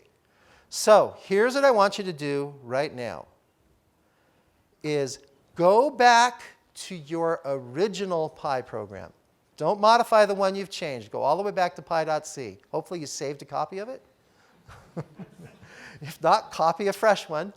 And I want you to see how few lines of code do you have to change in order to parallelize it. All right? This shouldn't take long, though, because you now know. You know about pragma OMP 4, pragma OMP parallel. You know about the reduction. So this should be just like bam, bam, bam, bam, bam, bam, bam. Ugh, we're done. I wanted to stress, there might be a few of you in this room who are not keeping up. And it's not a commentary on you or your intelligence or your abilities. It's a commentary on what background you brought with you into this room. And a lot of people came into here. They were exposed to some parallel computing concepts. They have written OpenMP. Some of you may have never written OpenMP, have never done a parallel program in your life. If that describes you, your head is probably swimming right now. So what I'm going to ask, because I've also found, I find this really weird, some people are self-conscious about that. All right? So look, just come down here after everyone else leaves for lunch, and we'll talk before we go to lunch. And I'll try and catch you up, because this is a chain of knowledge, and if you didn't get a concept early in the chain, as we've gone further, you're completely lost now. So I really want to make sure before we go to lunch, we'll catch you up. And if I have to go to lunch late and just wolf down a plate of delicious globs of food material, I can eat very quickly. So that's no problem. All right, so this one was easy, right? And I, with my C89 programming style, made it worse. So here you go. Pragma OMP parallel, I still needed to make sure that every thread had its own copy of X. So I went pragma OMP parallel, double X, pragma OMP4 reduction plus colon sum. Okay? Now, of course, modern C programming style would have done it this way. Okay? And every single compiler I'm aware of would do well with this way. In other words, it would promote the declaration outside the iterative structure. You would not see extra overhead because of that. It's just, you know, you can't teach old kayakers new tricks. And I just have so drilled into my brain, assume a compiler is stupid and you will do better in life. So, but you know, still, it was possible to parallelize this program by just adding one pragma and that include statement. And this shows you the incredible power of OpenMP. Because notice, if I now go to a compiler that doesn't understand OpenMP, which is very rare right now, well, no, it's not. You know, if you're using Xcode with their brain-dead Clang compiler, and there are Clang compilers that understand OpenMP, but if you did run into a compiler that didn't understand OpenMP, this would run just fine. Because remember, a compiler that doesn't recognize a pragma just skips it. And so this is the power of OpenMP. Furthermore, it suggests an incremental style of programming. You get your serial program, you build your test regime, you make sure it runs, you make sure it understands, you understand correctness. Then you go through and you find all your time-consuming loops. You're going to learn about performance analysis tools. There are tools that will identify for you runtime by loop. And so then you can immediately go and say, aha, these are the loops that are causing me grief. Identify them, make them independent, slap on pragma OMP parallel 4, you're done. Okay? Now, we hate that. Because you're not going to get ultimate performance by doing this. You're leaving a lot of performance on the floor if this is all you do. But still, what I like is this gets you started. So now you got things running in parallel. You can go back and you can say, oh, for 8 of these loops, that gave me all I really care. But this one loop, that just didn't work. OK, I'm going to split out. I'm going to play around with schedule. I'm going to change my data structures. You know, I'm going to do more. But you can do it incrementally. And it's that kind of thinking that OpenMP was designed around. So here I ran this. And I had a lot more overhead. Yes, sorry. Oh, man, lost my thunder. Sorry, yes? Would it be fine if we remove the double there, that the double x equals that like, yeah. If we just put x, would it make it private by default? No. Let me be abundantly clear. If I didn't have this double here, I now have a data race. I have multiple threads writing into the same memory location. Now, on the x86 architecture, because we basically, okay, the word atomic in the parallel and concurrent computing world, the word atomic means that an operation occurs to completion or it doesn't occur at all. That's what it means to say something is atomic. You can never see an intermediate state of an atomic operation. So this is where we use atomics. And remember, the x86 memory model, it's very, very forgiving because it gives you relaxed atomics. What that means is it's relaxed, it doesn't define an order, but the operation happens atomically. So with the x86 memory model, you might get lucky and you might get a reasonable answer if you left out this double. All right? On a non-x86 memory model, all hell breaks loose. Because think about what happens if halfway through the write of a floating point number, another thread comes through and starts doing its write. Now, instead of x being something between the range 0 and 1, you may get x who knows where. So it can produce completely nonsense results. So yes, you've got to take race conditions fanatically seriously. The only thing we will make private for you by default is the loop control index. That is it. That's the only case we will do that. OK, so great question, by the way, because that is a concept you really need to have deeply internalized when working with OpenMP. All right, so there's my performance. You know, On this particular implementation of OpenMP, there was a little bit more overhead getting things started. So notice it was 1.91 seconds. But then I got some decent speed up as I went through to 4 threads. Did people see decent speed ups with their thread loops? Did anyone check that? Were they good? Were they as good as the other ones? Comparable? OK. Now, there's another clause I want to talk about. And it's the no wait clause. Now, remember, at the end of a parallel loop, there's an implied barrier. And that is because in the overwhelming majority of cases, you want no threads to go on from a loop until you come to the next, until everyone's finished. You want everyone to finish a loop before anyone goes on. Now remember, the overhead of playing around with barriers, the overhead of adding synchronization can kill you. That's why I went to the trouble of talking about Amdahl's law. If you're needing to get 1 part in 100,000, 1 part in 1,000 serial overhead, you have to think real fanatically about every little place where you're introducing something that doesn't scale, that doesn't reduce as you add threads. And synchronization works against you. It adds overhead as number of threads.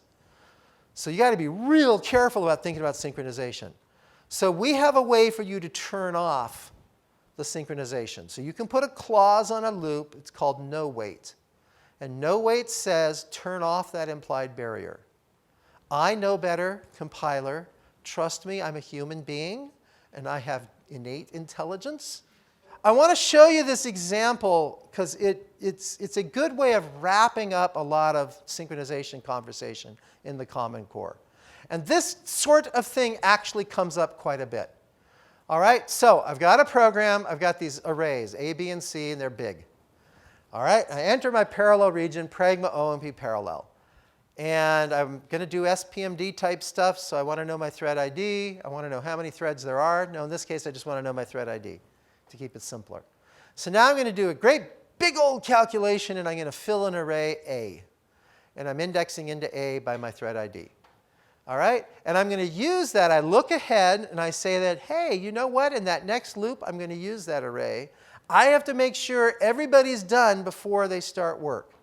So I have to put a barrier here. There's no implied barrier on entry to a 4. All right? So if I don't have that barrier, I could have people hitting that statement, big calc 3. I could have people hitting that function call before everyone's finished that array. So I have to put an explicit barrier. So now I'm going to go through and I'm going to do that computation. C of I equals big calc of 3. And then I look ahead and I say that, hey, I'm going to use that array in the next loop. All right, well, I better make sure everyone's done before I go on. Well, thankfully, I have an implicit barrier at the end of the loop. I don't have to do anything. I get that barrier for free. So our intent with the design of OpenMP is to try and anticipate where you'll hang yourself and try and save you from your own idiocy. Okay. So the default action is the safe action. The default action is we put the barrier there. All right, so now I enter the next loop, and I'm going to fill an array B, shared array B. And I look ahead, and I realize that when that loop's done, it's not going to use it. It's not going to use it. Now, I have the barrier at the end of the parallel region. There's no way to turn that off. I'm going to join the threads. Only the initial thread's going to go on. There's no way to turn that off. But is there any reason I need that barrier there? That's like an extra barrier I don't need. So that's where I would put a no wait. And that's the way it looks. Pragma, OMP for no wait. Questions? Yes? Would this come like after a reduction, or does the order matter? Order doesn't matter. So his question was if I had a reduction on this clause. Oh, that's a great question. There's going to be a follow-on to this you're going to love. Imagine I had a reduction operation in this loop. So I had pragma OMP4, no wait, reduction, or reduction, no wait. The order of the clauses does not matter. Okay? But now let's ask a question. This is a great question. I love it. Thank you. All right. Let's say there was a reduction. on this loop. Remember what I said with what a reduction does. When everyone gets to their barrier, they combine their partial sums, and then they combine it with the original and go on. What happens if I turn off that barrier? When am I going to be able to combine those partial sums? If some threads are leaving this loop before others have finished, when am I going to have a value on that reduction? Do people see the problem? Do people see the problem? I hope. Yes? No? Okay. If I have a no wait and a reduction clause, then that next statement following the loop, I don't have a well-defined value for the reduction. So here's the rule. The value of a reduction is not well-defined until after the next barrier. So now the value of that reduction would be well-defined at this barrier. So we've covered that case. But if you depend on the reduction in this statement, you're in trouble, because it may not be there, because it needs that next barrier. Okay? Are there any other questions on basic parallel loops? Oh yeah, there's one other thing I want to point out. Okay, this is important. Remember I told you that the incremental style of programming, where you just look around and find your loop, your intensive loops, you put a pragma, OMP, parallel, for, and then you wait later on, next intensive loop, pragma, OMP, parallel, for. I don't know the actual statistics, but I guess that 75 to 85% of OpenMP programmers, that's how they do it. Now, me and OpenMP programmers who are quote-unquote experts, our code looks more like this.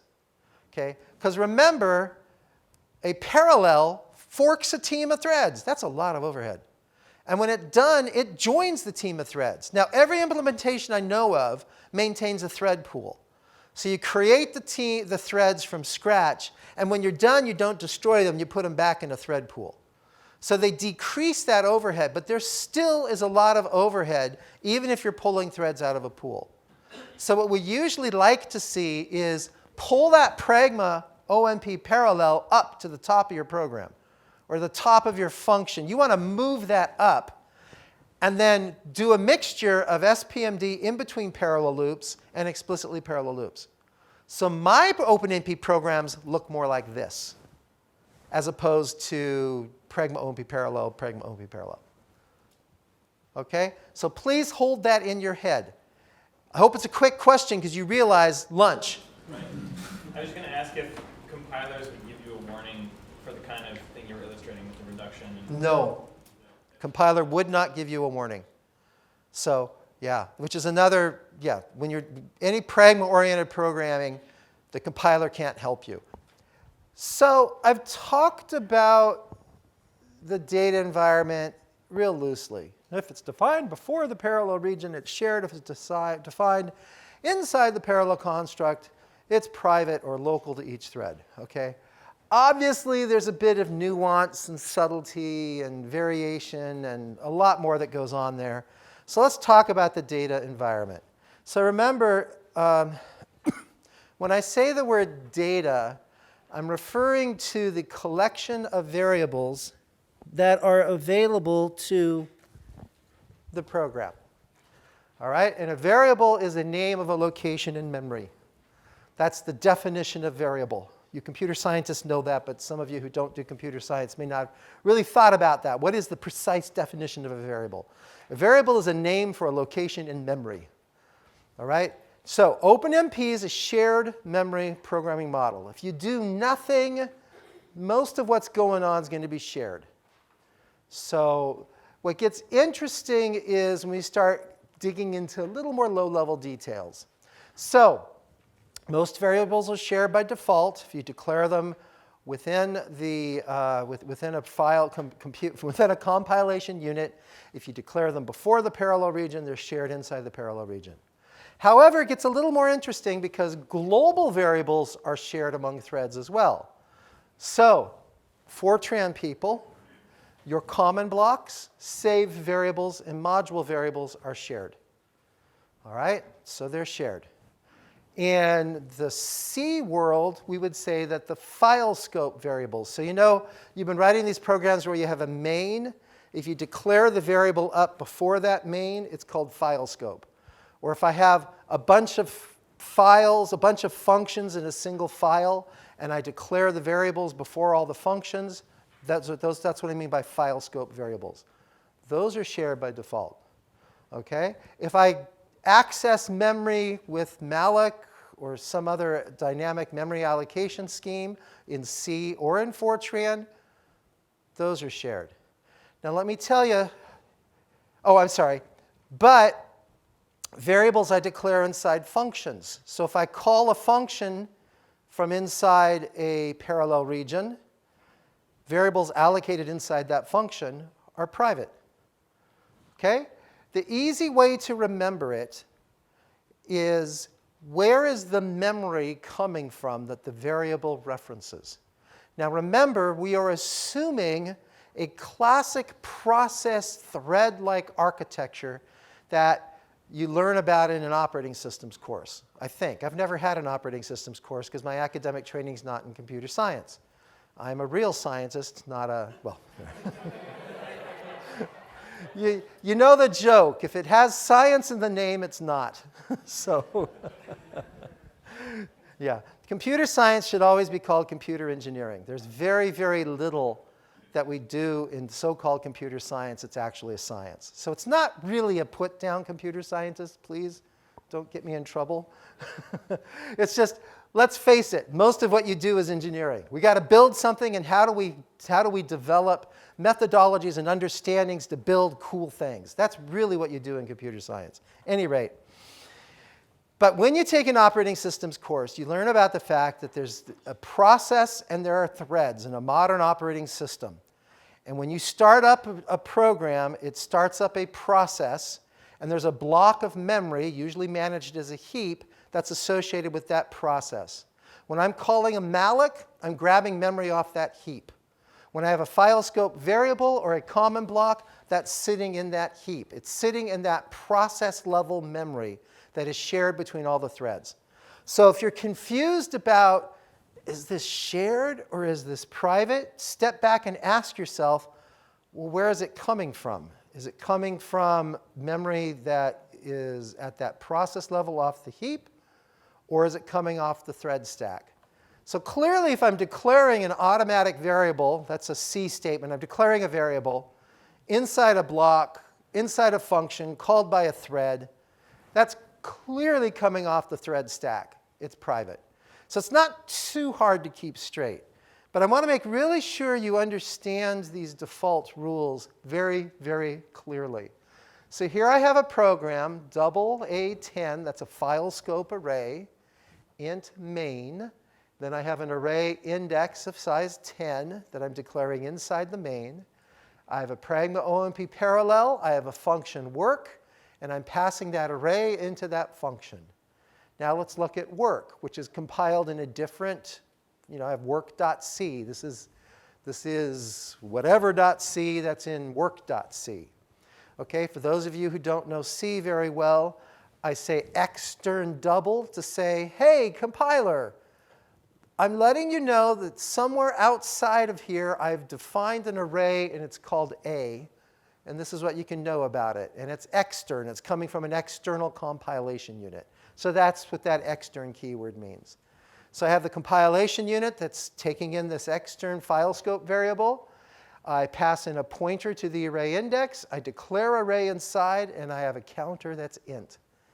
All right? So stare at this a moment and make sure you see that I have a index and count that are shared. All threads can see those. But temp comes off the thread stack because it's declared inside a function. It's private. Does that all make sense? I'd love to see head nods around the room. Does that make sense? Does that make sense? Does it not make sense? OK, you didn't nod your head. I said I want head nods around. OK. I don't do it often, but when I ask for head nods, I really want to see them. OK. All right. So here's where things get interesting. And by the way, this is critical to Fortran people. Because in Fortran, you can't put declarations in the middle of executable statements. They haven't changed that yet, have they? I don't think so. Okay? So while C programmers, you can always, pragma OMP parallel curly bracket. Okay, now I'm going to declare everything. That's not an option for the Fortran programmer. So it's critical for them to know how to manipulate through clauses the data environment. And it's used a lot in C as well. It's just in C you have a workaround, which is what we've been using up until this point. Fortran, you have no choice. So here we go. You have a shared clause, a private clause, and a first private clause. Those are the big ones I want to talk about. And then I also want to talk about default none. There's a few more in OpenMP we're not going to discuss, but these are the big ones that you use again and again and again. And you can put these on parallel constructs and for constructs, other than shared, which can only go on a parallel construct. Best way to see this is with examples. Okay, so let's go. Here's an example, all right? I have a function example. I have an array that's external that I'm pulling it in from a different compilation unit. I have a variable n, which I'm declaring at file scope and initializing to 1000. I go inside of here. I declare 3 of these arrays. I call init arrays to initialize them. Now I come into this loop. All the rest of the stuff is just set up. Now I come into this pragma OMP parallel for private j. And I did that because I have a loop over I and a loop over j. And it will make the I private for me automatically, but not j. And my program logic gets kind of wonky if I don't make j private. So that's how I can make j private. Now each thread has its own copy of j. Okay? That's pretty cool, isn't it? All right, so that's the private clause. It creates a variable of the same name. So I'm going to reference it as j. It's the same name, but it's referring to an address in memory off the thread stack that's local to each thread. Here's a subtlety of jargon. You see people are quite comfortable with this, but I'm just reminding people. The value j, oh boy, that's a bug. Oh my goodness. Oh my goodness. Wow. We really need C compilers in PowerPoint. There we go. Yeah, GCC-PowerPoint. Wow, there we go. Now that would compile. No, the jargon we use is that if I declare inside a scope a variable of the same name of a variable that was declared outside that scope, I am masking the original variable. So I call the j declared up here the original variable, and I am masking it by creating that private j. So you only see the j. It masks the original variable. I use that term original variable because there are times we want to talk about what does the variable of that same name look like outside that parallel region. Okay, so I just want, I use the word original variable, you'll know what I mean now. Okay, now here's a problem with private. Private creates a variable of the same name, referencing an address space that is private to each thread, but I don't initialize it. It's uninitialized. So notice in that first case, that's OK because I initialize it before I use it. See that j equals 0 inside the loop. Here, I'm accumulating into temp. Temp plus equals j. It's uninitialized. That's illegal code. Compiler probably wouldn't catch it. You would probably just get garbage. Okay? So you got to be careful. Private does not initialize it. Now, when I get to the end, so pragma OMP4, the block is this for loop. When I get to the end, that variable temp goes out of scope. It goes away, and now the name temp refers to the original variable. So in this case, temp would print 0. Does everyone see that? Does that make sense? So understand how private works. OK. Now, I think I've defined, oh gosh. This is subtle. All right? So here is a situation that is actually pretty easy to stumble into, and it's hell for the compiler to deal with. So we did what smart compiler people do. We just said, we're going to call that illegal, and just tell you, don't do it. So here we go. All right. So I have a file scope variable temp. Now I come in and I have a function, and I'm going to initialize this file scope variable. Then I have a pragma OMP parallel temp. It's going to privatize temp. Okay? Now I call a function work, and now work expects and have that external temp. Work is going to say, yeah, I want to pick up that file scope variable. Okay? Compiler people tell me, I'm not a compiler person, compiler people tell me that there's no way for the compiler to unambiguously distinguish between which copy of temp I'm referring to inside work. Am I grabbing the global one? Am I grabbing the file scope one? Am I grabbing the private one? There's no way. So the bottom line is, if you have a file scope variable and you're going to declare it private temp, don't give it a compilation unit that's asking for the file scope. That will confuse the compiler. It's not allowed. Now, let me just give you a little hint. It's bad C style to use file scope variables anyway. Usually, the first thing you see when you see a file scope variable, after telling the person who put it there that you're a bad programmer, what did you do this for? That's really fun, especially if it's your boss. They really appreciate that. But usually, you can restructure the code to get rid of it. And often, that's the best thing to do. So this situation doesn't come up very often. OK, so yeah. OK, so in some of the previous slides where you're declaring, OK, this variable is private, so each thread gets its own copy. Some of that, or a lot of that, can be solved just by declaring the variable where it's used. Yes. However, my question is, for people who are using OpenMP, is OpenMP intended to work with older versions of C, older standards? Yes. OK. So hence why you would require yes. a private feature. OK. Yes. OK. So this is a weird, rare situation. It rarely comes up. But this one comes up enough that we gave it its own clause. And that is, there are times you want to create a private copy and you want to initialize it. OK? First private. So it creates a private variable. In this case, that'd be INCR, increment. It's going to create a private variable. But it'll use the original variable, in this case, which I set to 0, to initialize the private copy. So now in this program, every thread gets its own private copy of INCR, of increment, and it's properly initialized to 0.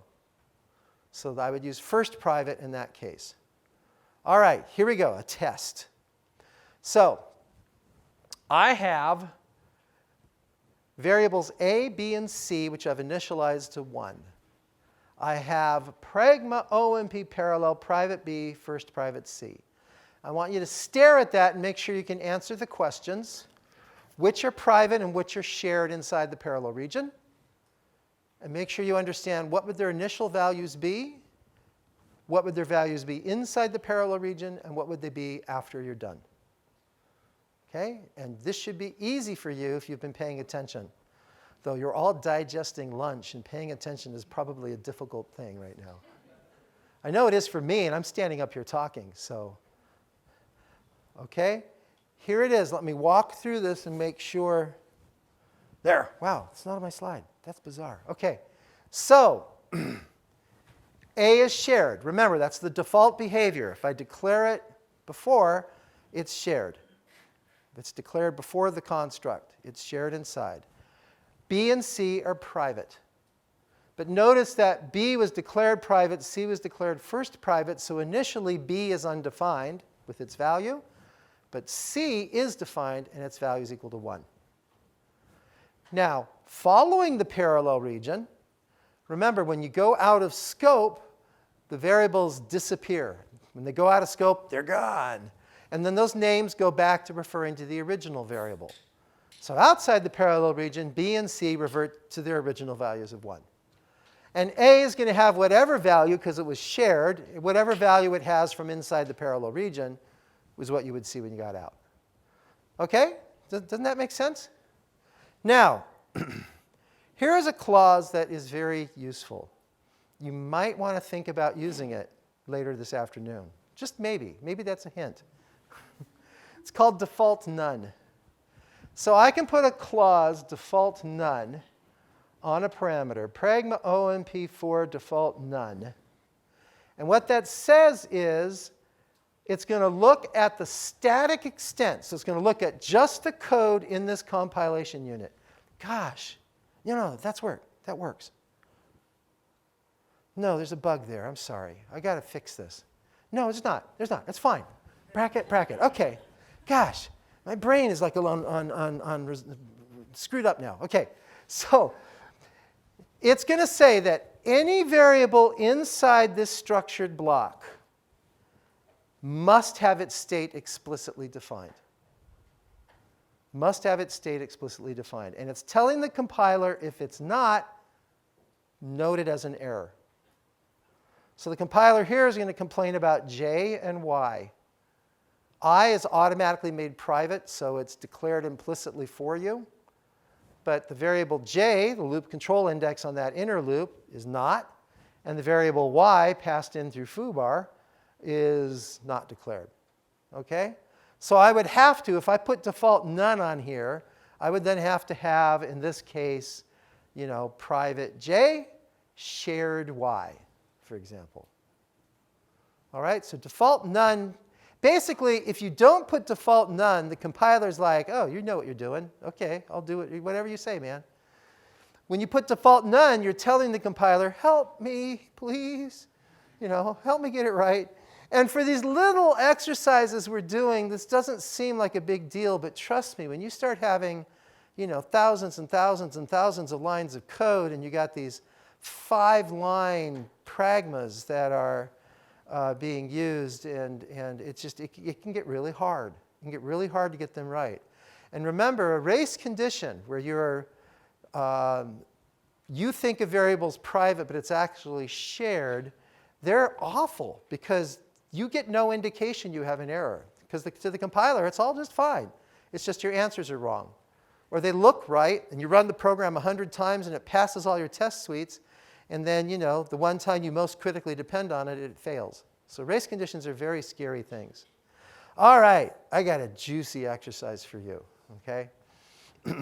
If you get mad at me for this exercise, the person to be mad at is, oh gosh, I forget his name. How could that happen? Oh, well, at any rate, I got this from someone.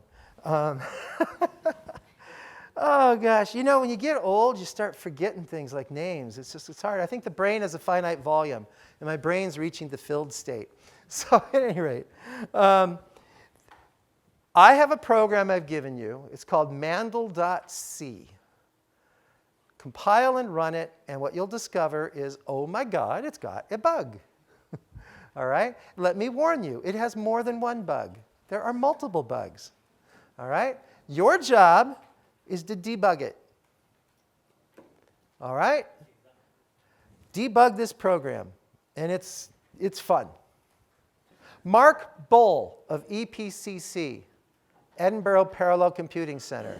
We've done this course, so we've done this exercise. You've done this exercise. OK.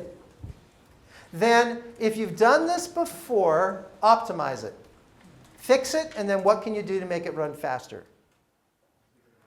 OK. I apologize for those of you who are not done. Relax. We'll come back tonight after dinner, and we can finish it then. So you have time. It'll be cool. But for now, we got to keep going because, we're running out of time. So here's my solution. So sure enough, we ran into the trouble here that comes from passing in the value C as a file scope variable. So what I had to do was modify my function test point so I passed C in as a parameter. All right? So I did that, and I declared private C. So now every thread had its own copy of C. I passed it in as a parameter to my function, and that took care of that problem. So the other thing I had to do is I had to make J here private. It was easy to find with default none. If I did default none, it came right out and told me that there was a problem with J. The other problem was EPS was private, which means it was uninitialized. So I chose to make it first private. Now, how many people made it shared? Yeah, good solution. Because it's read-only, why not make it shared? And let me tell you, there would be a heavy performance penalty for doing that, because now every time someone reads, it's going to have this cache conflict issue, except a good compiler would look at that function EPS and go, oh, it's read-only, I'm going to park it in a register and leave it there. So I think a decent compiler today, you would get just fine performance if you made it shared. But it's read-only, it's fine to make it shared. And a good compiler is likely to promote it into a register anyway, so you're probably OK. Now finally, notice num outside. Num outside was shared. I wanted it shared. But I want all the threads to update the same counter, so I put that in a critical. And that got rid of a race condition. OK? Those are the changes. Now, questions? Yes? Kind of related. If you were to have like nested pragma for loops, yes. Are your maximum number of threads? Do you have any special control over like a secondary or like a child launch of? OK, so the question is, if I had pragma OMP parallel 4 and then pragma OMP parallel 4, so I had nested parallel loops. Is there a way to control the number of threads on an individual directive? And we haven't talked about it, but yes, there is. There's a clause called num threads, where I say, for this parallel region, create this number of threads. And this absolutely comes up when you start talking about nesting. Because if I have 8 threads as my default, and I have parallel, and then I nested in parallel, I've just created 8 times 64 threads. And remember, when the number of threads gets significantly greater than the number of cores, then what's happening is the operating system's just swapping threads in and out. And that can, particularly if it's a tight loop like this one, that's just going to create a lot of overhead. So it's not a good thing. OK? Any other questions? Yes? Is there like a naming convention that we should adhere by for private versus shared? Like, put underscore in front of the variable, or? You could do that. I haven't seen. OK, the question was, do people in OpenMP style typically use a naming convention to help make it easier to identify what is private and what is shared? And I don't know anyone doing that, but that is actually a very good idea. I mean, one thing we in the computer science world do a bad job at is thinking about human factors in the design of programming languages and programming styles. And the fact is, as far as I know, every known programmer is a human being. And so it'd be good if we understood how human beings think and relate to code. And sure enough, when you look at code, there's nothing inside. Once again, the loop body's 3 points, three lines. Imagine it was 3 pages. And this could become very, very easy to make the mistake. Let me warn you, in practice, doing serious OpenMP application work, the #1 source of errors is in getting the right data environment. This is where people hang themselves. They think something's private, and they forgot to make it private, and it's shared. Because remember, to the compiler, there's nothing wrong here. What's your problem, man? I'm doing exactly what you told me to do. So the compiler, there's nothing wrong. And the scary thing about data races is you may get lucky. You know, you run on an x86 machine with its relaxed atomics. You just happen to get the right answers. And then you ship your code off to one of these machines with the IBM Power, different memory model, bam, the program blows up in your face. Or it's data dependent, okay? Yeah, you run it through, and with this particular data set, it works. And all of your testing data sets, it works. But then you run it in production with a different data set, and all of a sudden, your beautiful working validated program blows up in your face. So race conditions are very, very scary because of that unpredictability. And I'll say more about that in a moment. Any other questions? Yes? Our answers seem to be outside the error bound. Does that matter? Your answers seem to be outside the error bounds. If you're not getting a good answer, you still have a race condition. Can you define good answer? Because the program gives an answer and a range, and then it says that the correct answer should be around some value. But even when using a code that looks like this one with one OpenMP thread, we are still outside of the range. I made a mistake that got me a little bit outside the range. But so you're making a mistake. There's an error in your program. Probably, because when this thing works, you get an answer very close to the one we report. It's close, but it is just outside the error. Yeah, it's like 1 second.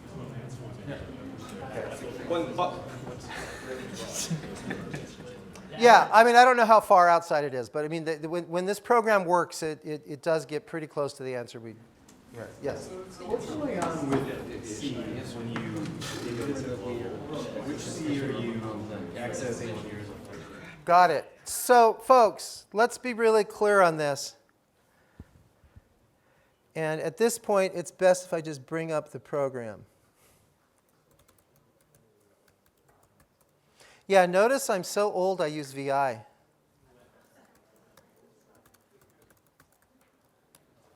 There's a reason for that. I used to work as a contracting software engineer in scientific and in engineering computing. And some of you may end up working in a consultant-like role at some point. Nothing makes you look stupider to a client who's paying you $150, $250 an hour if you walk up and you go, oh, you haven't loaded Emacs on your system. Oh dear, I have to load Emacs now. Or, you don't use CMake? Oh my God. Everyone uses CMake. You look like a bloody fool.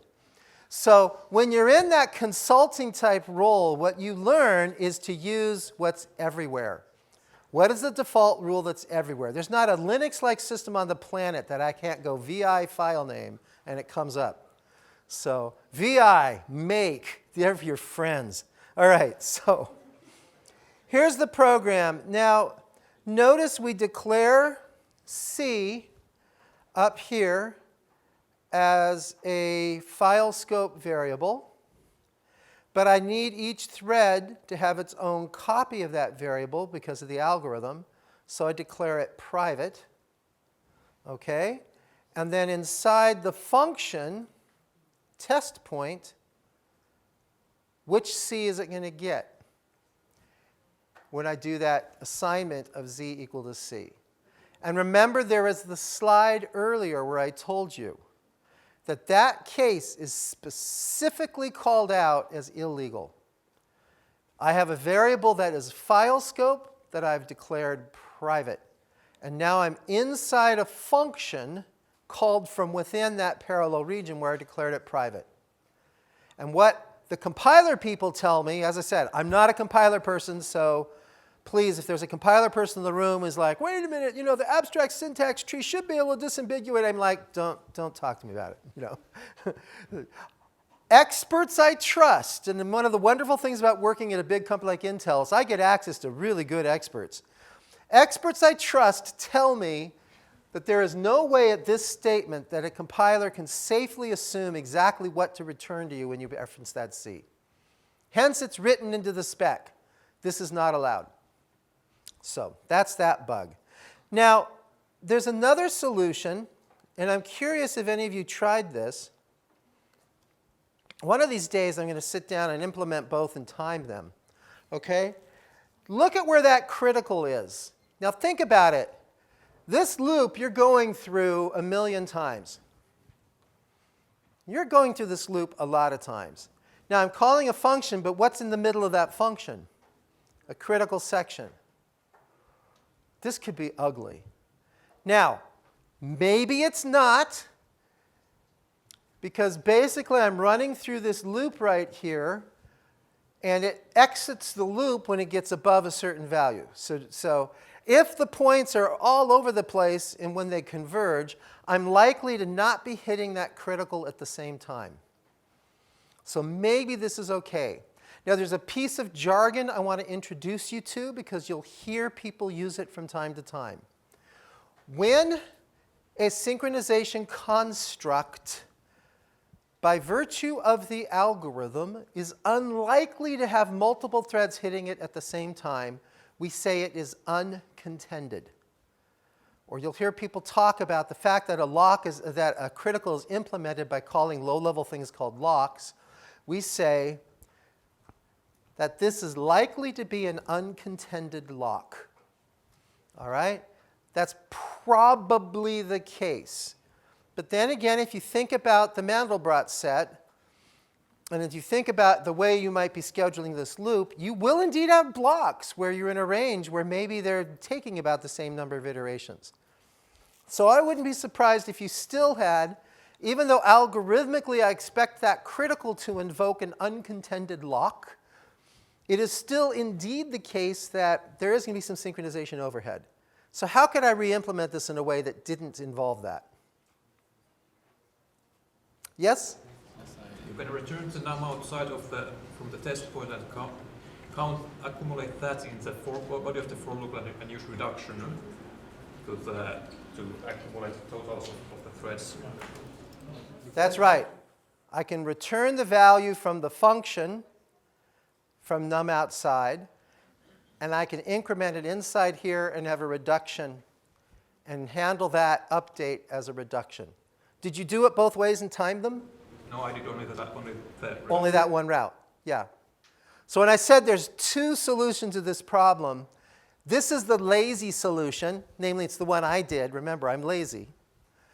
But I think the elegant solution, if I was grading this project and it's like, well, who got the top scores? It'd be the people who used a reduction. Just because, remember, you need to adopt a mindset because you're heading to machines with lots and lots of cores. So you have to adopt a mindset of synchronization is your enemy. You need it when you must have it, but anywhere you can restructure things to get rid of it or diminish it, you're going to win. So the reduction solution is a great solution to this. But it involves changing more lines of code, and I had to have a solution that fit on one PowerPoint slide, and so. There's another question back here. Well, it's not a question, but it's what you asked. I actually tried both solutions, and with the reduction, it's like 3 times faster. 3 times faster, really? Wow. I knew it would be a little bit faster. I didn't think that much. But I tried with 10 threads. And what would be interesting to me is how that depended on the schedule on the loops. I have a schedule guided. Uh-huh. Oh, you use schedule. Oh, gosh, now you're getting real fancy. Okay. Dynamic was faster for me than guided. Dynamic was faster for me than guided. Dynamic was faster than guided? Slightly. Wow, that's strange. Okay, everyone. Okay, good. He's trying his best to see, can we put off the memory model talk for a while? This is 4 variables that are defined in that reduction clause. Are those automatically private? Yes. Remember, the variables in a reduction clause, it creates a private copy for each thread. It initializes them to the identity of the operator, and then it combines them at the end. Yeah. Okay. Memory model. Yeah, he left. We got a smart guy there. Okay. Let me talk to you about memory models. Memory models are, I hate them.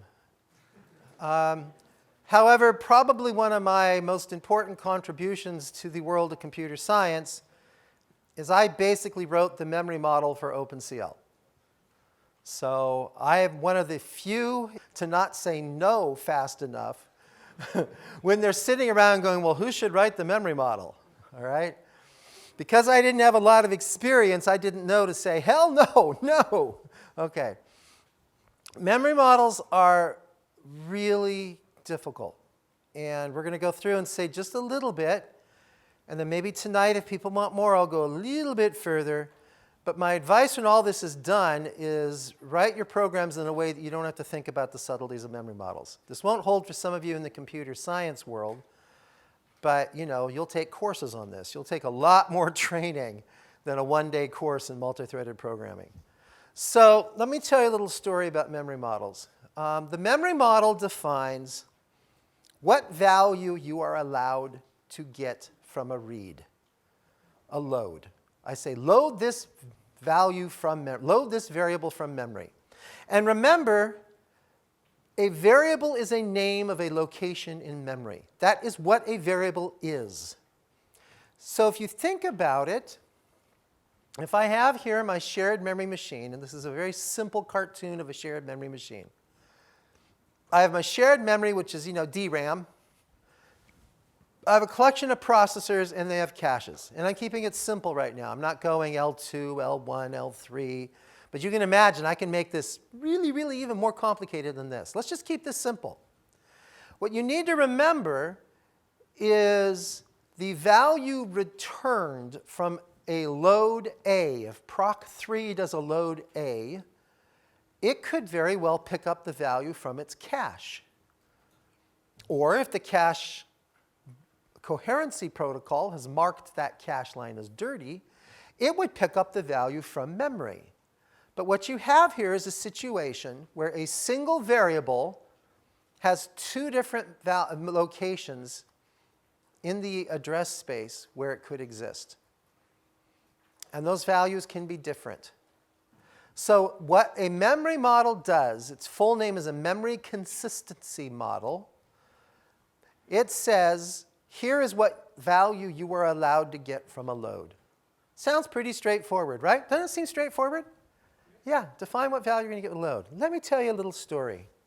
Long, long ago, in the far time long ago space, they decided to put threads in this new programming language. This new programming language was called Java. Everyone was very excited about Java, and this was one of the first languages of a mainstream language that actually had threads as a first-class item. The second you put threads in a language, you have to define your memory consistency model. Okay, we could be sloppy with pthreads because it was a functional API. So pthreads has been around forever. But pthreads dodged this at the language level by saying, whatever the operating system gives you, that's the memory model. Okay, we don't have to define it at the language level. So the pthreads people were smart enough to be able to dodge this problem, this bullet. And bullet's the right word. Okay. But the Java people couldn't because they were putting it into the language.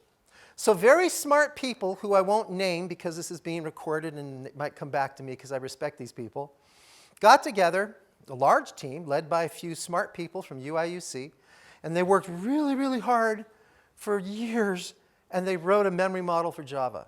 And so they released it as part of a Java release, and everyone was very, very happy until they started using it, and they realized it was a mess. It was beyond broken. It was horrible.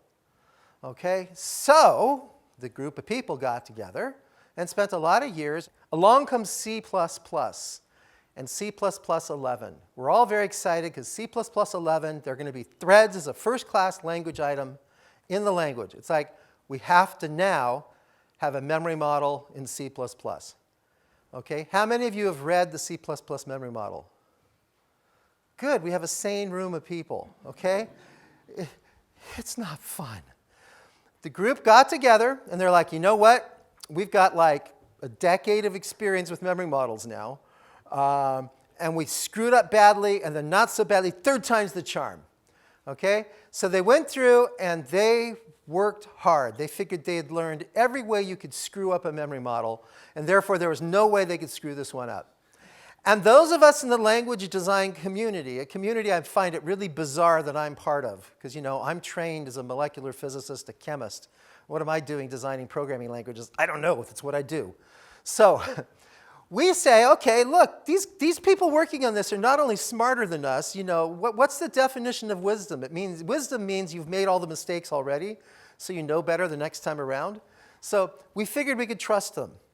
So the OpenCL memory model community, the C memory model community, the OpenMP memory model community, we all decided to do the smart thing, and that is we will base our memory models on the C++11 memory model. This was absolutely the foundational memory model of computer science. And they released it. It came out. And about a year after they released it, we were ready to release our OpenCL 2.0 memory model. We were going to be good computer scientists and have a formal memory model. We were about 2 or 3 months away from the formal release of our spec, and my buddies on the ANSI C++ committee contact me, and they're like, oh, Tim, stop, hold the presses. It's like, I can't hold the presses. You know, this thing's going to get released. And they're like, no, our memory model's broken. Awkward silence. There's a problem that I'm not going to define in detail, because it would require about a dozen slides. But it's basically called the out of thin air problem. And imagine I have a collection of threads, and they are all writing to the same location in memory the same value. Say they're writing 1. They're all writing 1, okay? The out of thin air problem says that there's a combination of those operations, depending on the situation, where I could load a value, and it could be any arbitrary bit pattern, like 42. So imagine everyone's writing 1, and I do a load, and I get 42. And with their memory model, that was possible. It's called the out of thin air problem. Okay? It's like some weird value out of thin air drops in your face with a plop. All right? And so we had to go through and modify our memory model to make clear that we had not resolved the out of thin air problem. Okay? Yuck. Now, I tell you this story to scare you. So that if you are ever tempted to write code that depends on low-level details of the memory model of OpenMP or C++ or any other language, you should go and, I don't know, change careers, give up, do anything. Don't go there. Just don't. Okay. Memory models can get really, really ugly and complicated. And it all comes down to how many different ways can you mix loads and stores between concurrent threads. And if you start dealing with the low-level fine details of how those can mix, that's when you blow up in your face with memory model issues. But if you stick to high-level things like barrier or critical, simple mutual exclusion, you're able to dodge those bullets. So let's talk about it a little bit more. All right. Virtually every reasonable multi-threaded programming environment assumes relaxed consistency. So relaxed consistency says we acknowledge and expect that if you look at the values of a variable across a memory hierarchy, you may see multiple values. That's what relaxed consistency means. Now, we know how, and we have known how since the early days, we're talking 1960s, we've known how to build machines that do not follow relaxed consistency, that are sequentially consistent. And they would proceed to run so slowly you would never, ever use them. So there's a reason we all have relaxed consistency. It's the only way to make these things run fast.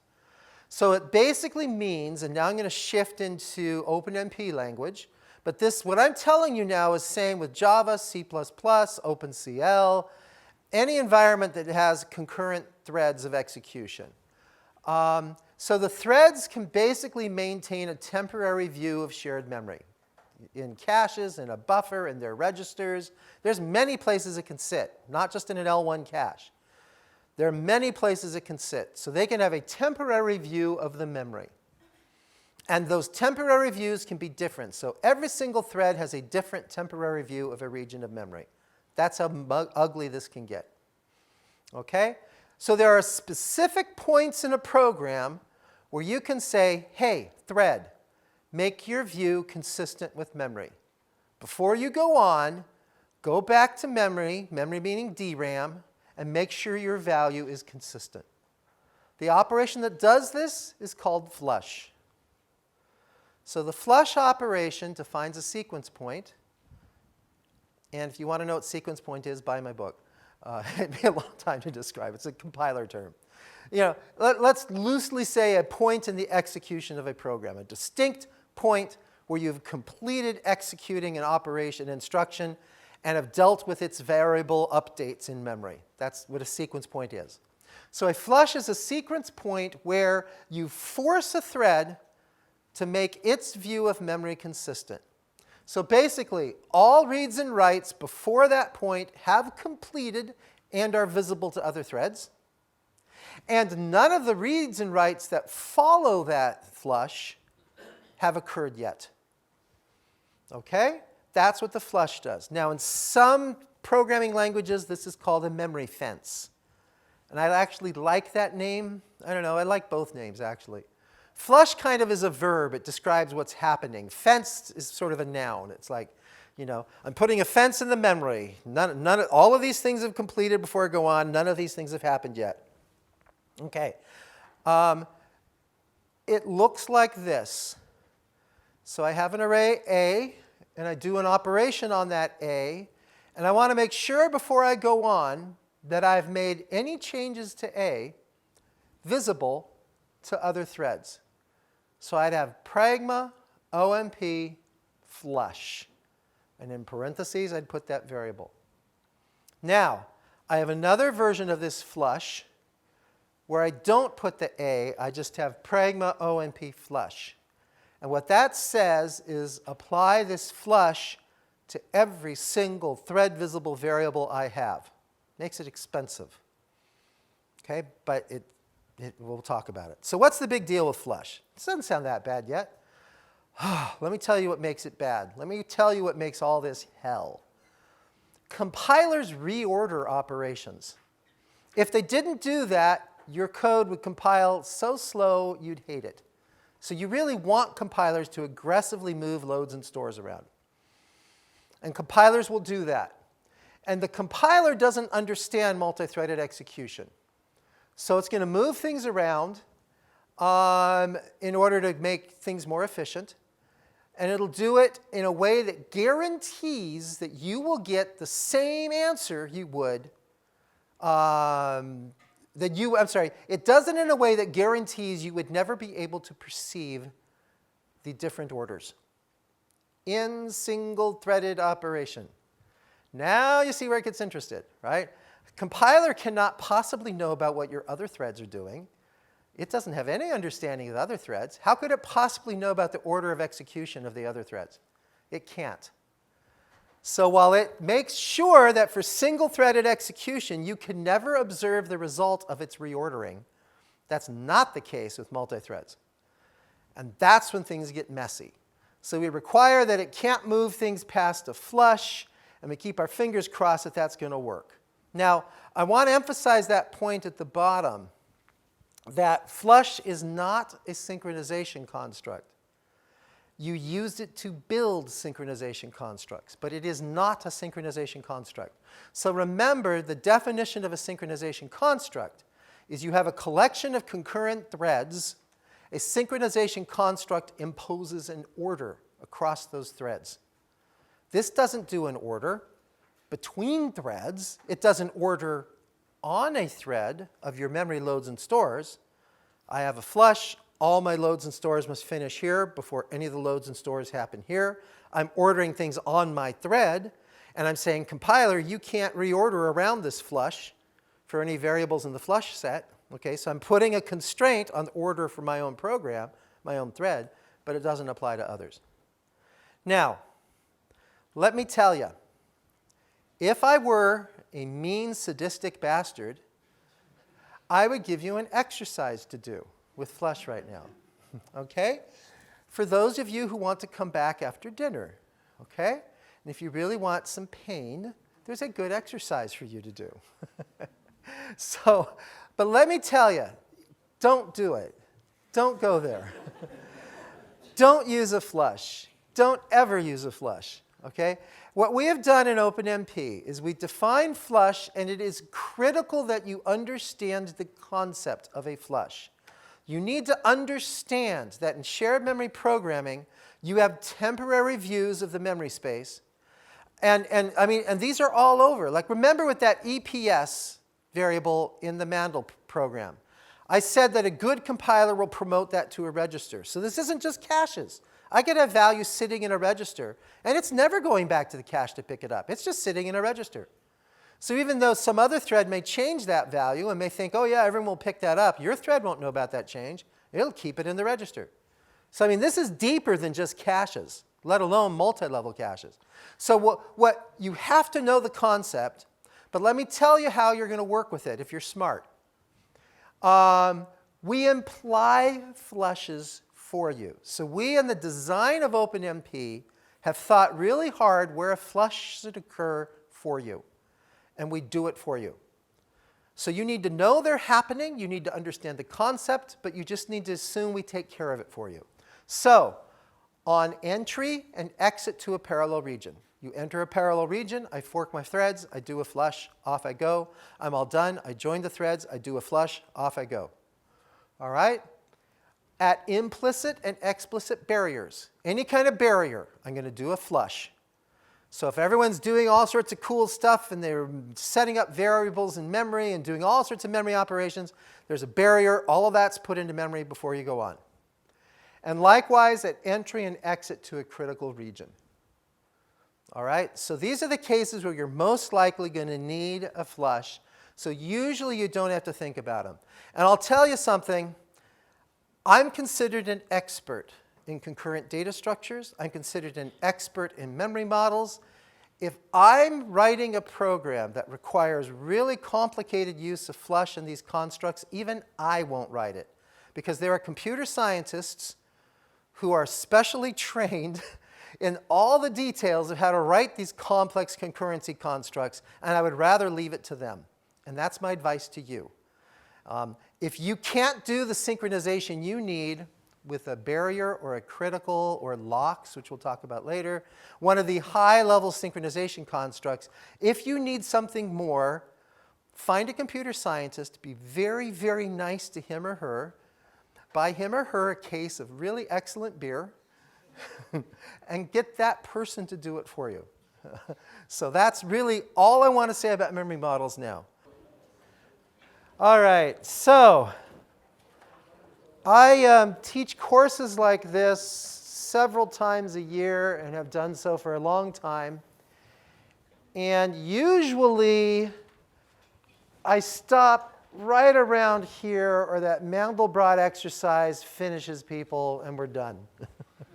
Okay?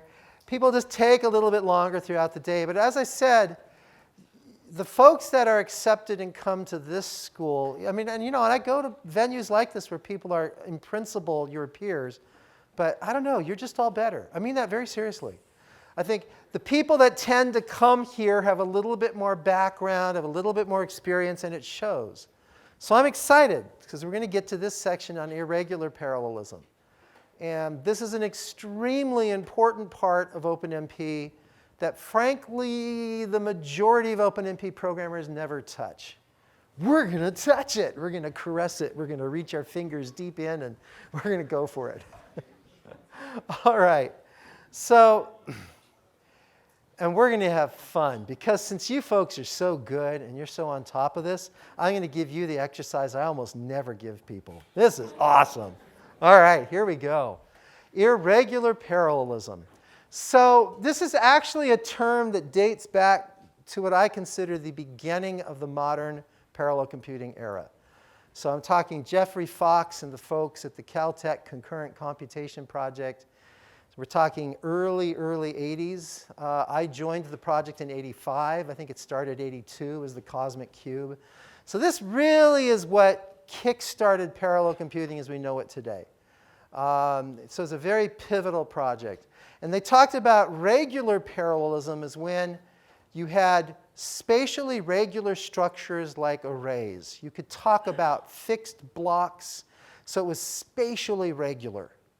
And we could talk about being regular spatially and regular in time, which is the computational load over each of those blocks was very, very regular and predictable. So that's regular parallelism. They talked about synchronous, loosely synchronous.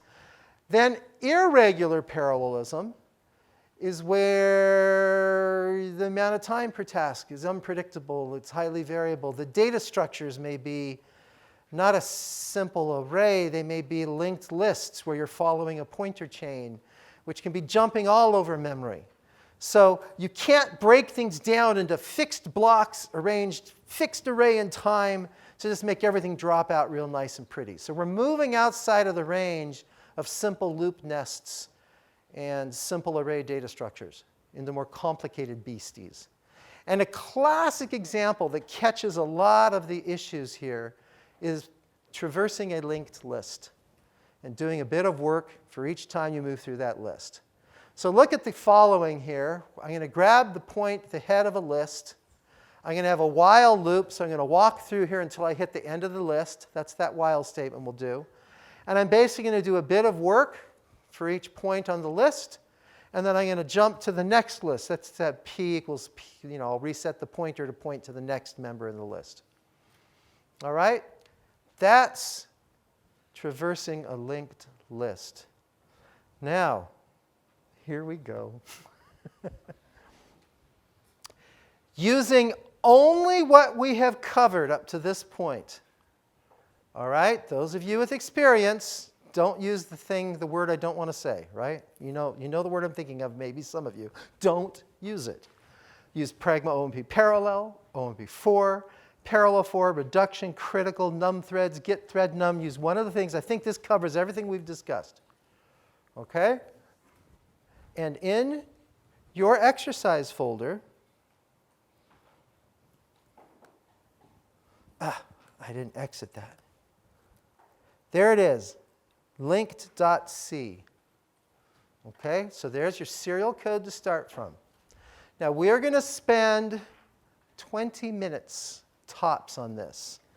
If you do it faster, then we'll do less than 20 minutes, but we will not spend more than 20 minutes.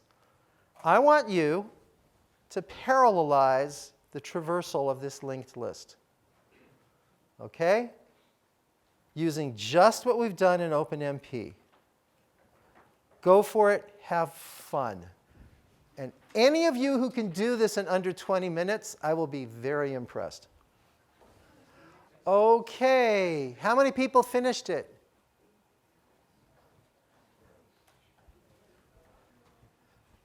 Well, good, that's more than I expected. The number one goal of this exercise was to show you that you never, ever, ever want to try and do this. But it actually was a good exercise because, you get so used to seeing OpenMP as like, oh, there's another parallel loop, whoopee, okay? And when you start looking at the real world, sometimes it's a while loop. And the pragma OMP, there is no pragma OMP while, okay? Because remember, a compiler has to be able to have integer expressions that define the iteration space. You don't have that with a while loop. So it gets kind of messy. All right, now, after the dinner tonight, I don't know what we're going to do. I don't know how much energy any of you will have. I know if I were in your shoes after dinner tonight, I would go do anything but come back in this room. But I will be in this room, and we're going to just have completely unstructured time for you to work on other exercises. I have other challenge problems if you want to work on them. We can just talk about whatever you want. I don't care. I am here at your disposal until the end of the time, which is what? Midnight? What? Is it midnight? Oh, okay. I didn't know what time it is. 9:30. Okay, great. I'm here at your disposal till 9:30. I mention it right now because one of the things you might want to do when you come back is finish your version of this exercise. It's a good thing to play with. This is a great exercise. I'm just going to give you the outline of my solution. Okay, so I'm going to walk through the while loop. So I'm going to walk the list and count how many items there are in the list, because I don't know that. Okay? So I make a pass-through to find out how many items are in the list. And then I forgot to show it on this slide, but then I'm going to malloc room in an array that can hold pointers to that. Now I'm going to walk through the list a second time, and I'm going to save a pointer to each item in the list in that array. Now I know the size. I have an array of pointers. Now I can just create a simple pragma OMP for loop to go through and do the work in parallel. So I make 3 passes through all of that memory, but this works. This works. Isn't that convenient and easy and pleasant programming? Yeah. Remember under my principle of every time you add a line of code, it's another opportunity for a mistake? I added a lot of code here. Okay? This is fairly ugly. Now, I got speed up, you know. If I played around with the schedule a bit, I got, 45 seconds for one thread. I'd get 28 seconds with 2 threads. So I actually, the amount of work per item in the list is enough that I was able to compensate for all that extra memory movement. But, that's why I have a lot of work per step. If there wasn't a lot of work per step, it'd be pretty ugly. So, the bottom line is, there's just got to be a better way to do this. There really has to be a better way. And there is. It's called tasks. Now, tasks were added with OpenMP 3.0. It took us 8 years of work, 7 years of work to add tasks. Because we realized that just adding tasks to OpenMP caused too many low-level corner cases. So we basically had to rewrite large portions of OpenMP. And if you pick up and read the spec, you'll see the impact of that. We basically had to recast all of OpenMP so it was expressed in terms of tasks. So it was kind of a big deal to add these. But it's really expanded the scope of OpenMP and greatly added the power of what we can do with it. So a task, very simple, is an independent unit of work, and it's defined as a block of code to execute and a data environment. So what you basically do when you create a task, you define a block of code, you define the data environment, you package them up together. And so they create a unit of work to run on the system. Okay? So it looks like this picture here. I have serial where I have these irregular sized blocks, the pinkish one, the greenish one, the purplish one. I park them on a queue and then say, OK, threads, go through and execute this. And then it'll execute them, and they could be irregular, but you see I get things done in less time. But it's not tied to a regular iterative structure like a loop. It's any kind of block of code I want to pass. So it's really, really general. So we have a task construct I'll introduce in a moment. And the task construct takes a structured block code. That's how you define the code. And then we'll define the rules for how you define the data environment. So a thread in a parallel region encounters the task construct. It'll package it up. And it can choose to execute it right there on the spot, or it can choose to defer its execution. If you defer its execution, then what you're doing is you're putting it in some kind of queue-like data structure and saying this will be executed later by what other threads are around. All right? And tasks can be nested. In fact, I'll go a little further. Tasks usually are nested. So it's very, very common, as we will talk about. The tasks indeed create more tasks, which create more tasks. So it's very common to have these recursive structures. All right, before we get into examples, I promised you, and I'm sure all of you have been just like dying with anticipation. I said before we were done today, there would be an additional work sharing construct. Right? Right? Here it comes. Here it comes. You ready? The single work sharing construct. All right, this is exciting. What it does is this defines a block of code that's executed by one thread. Everybody else skips it. It's a work sharing construct, so it implies a barrier. So look at this code. And this is actually one of the ways we use it. So I have a bunch of threads I'm going to create. They do a whole bunch of stuff in parallel, do many things. Then I have a boundary exchange boundary conditions. And this could involve MPI. One of the safe ways of using MPI with OpenMP is I would put my MPI calls inside this function. So only one thread would pass messages around and would deal with the MPI calls. Or one thread is going to deal with updating these boundary conditions. But this creates a block of code that only one thread executes. What do you think the other threads do? They immediately go on and do many other things?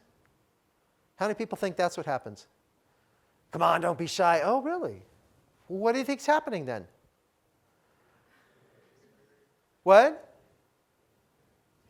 Barrier. Remember, at the end of every work-sharing construct, there's an implied barrier. So one thread's going to do the work in here. All the other threads are going to wait right there at that barrier. OK? That's what that construct does. So now that you know about that, here is, oh, yes, I'm sorry. I went too fast, and now yes? Is it the same thing as having a barrier and then just an if thread ID equals 0 or something? Is it the same thing, or is there something else involved? Great question. I love that question. She asked, is this equivalent if I had if ID equals 0 and then followed by a barrier? Not quite. The reason it's not is I don't say which thread does single. Some thread does single. And the problem with that if ID equals 0 is maybe the first thread that's done and has room to go into that single has ID 1. And it will skip it. And so single is actually more efficient than that construct. But her point was well taken. I could go if ID equals 0 and then have a barrier at the end. And that would give very similar behavior. But single's a little different because it can be any thread. OK, so let's look at the task construct. Pragma OMP task with a set of clauses, then a structured block. And remember what the task does. It says, take the structured block, package it up into this thing called a task, capture the state of the data environment at this moment I'm creating it, put them together in a package, and either execute it right now or defer its execution. And in essence, that means put it on a queue. The spec is very careful not to say put it on a queue because there's nothing that says it has to be a queue. There are other potential data structures you could use. And if I say queue, even though informally that's what we all mean, and that's usually what it turns into, but it doesn't have to be literally a queue. But it's some kind of data structure where it's parked and waited. So some threads that are around and have time will work on it. So here is the classic pattern. It's not the only way tasks are used, but this is the classic pattern with tasks. So I have create a bunch of threads, Pragma OMP parallel. You always got to do that if you want threads. Pragma OMP single. So one thread is going to create a set of tasks, just one thread. The other threads will wait at the barrier. So now I go on. I have Pragma OMP task Fred, Pragma OMP task Daisy, Pragma OMP task Billy. And once again, my structured block is only one statement, so I don't need the curly braces, right? So I've created a task that runs Fred. I've created a task that runs Daisy. I've created a task that runs Billy. Now, what we define with tasks is they will all complete before you go past the next barrier. So there's that barrier at the end of the single, and all the tasks will complete, and then we will go on past that barrier. Now, it's going to come up again. I will say it now, and I'll say it later. All the tasks created by Fred, Daisy, and Billy complete before I go past the barrier. All of the tasks, even the ones nested inside of these, will all complete before I go past this barrier. OK? Now, of course, here I had just 3 tasks. But what if I had a loop and I created 1 billion tasks? All right? OpenMP is very clear on how it's defined. And we expect a good implementation to keep track of how many tasks it's creating and how big the data structures that's set aside for managing the tasks. And partway through, this one thread may go through and say, there's no more room for me to put a task on the queue. So I'm going to either start executing the code. I won't create a task. Remember, I said it either executes it on the spot or defers it. So that thread may say, I'm sorry, I just have to start doing this work and not putting it onto the queue. Or what that thread can say is, wait, stop. I'm going to stop creating tasks. I'm now going to join these threads and start executing tasks. So the definition of the task construct is flexible enough to give an intelligent runtime the flexibility it needs to optimize that execution. And I will say that the GCC and the Intel compilers right now do all of those kinds of tricks very well.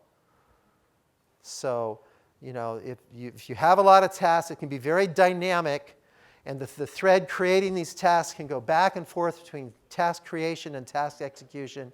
All of that stuff happens all the time. All right, now create some tasks. Oh, yeah, now I got the build for what I'm doing. So there's the tasks. Okay, I've got a fun exercise for you. All right, this comes to us from Ruud van der Pas. Oh, you have a question. Yes? Can we use no weight in the single pragma? Oh, my goodness. Wonderful. In fact, I think I even have slides that describe this later. All right. Yes. So if you look at this exact case, I've got a barrier here on this single, which is immediately followed by a barrier on the parallel. All right? That's two barriers, but there's no statements in between these two. So is there any value whatsoever to having the two barriers? No, there is not. So yes, I can put a no weight on the single. And in fact, in this particular example, there would be benefit to doing that. Pragma OMP single no weight. And it does exactly what you all expect it would do, given your experience with no weight on the 4. It turns off that barrier. So now all the threads, one thread will do these instructions and the others will keep going, which in this case, keep going means they'll wait at this barrier. And then what happens is, when are all the tasks guaranteed to be done? At this barrier. Notice I picked my words very carefully. The tasks will all complete at the next barrier the team arrives at. That can be the barrier on the single, or that can be the barrier later on. So yes, there is a no wait. All right, so this exercise comes to us from Ruud van der Pas, a very good close friend of mine. And we're going to write a program with a race condition. So you have code called racy.c. All right?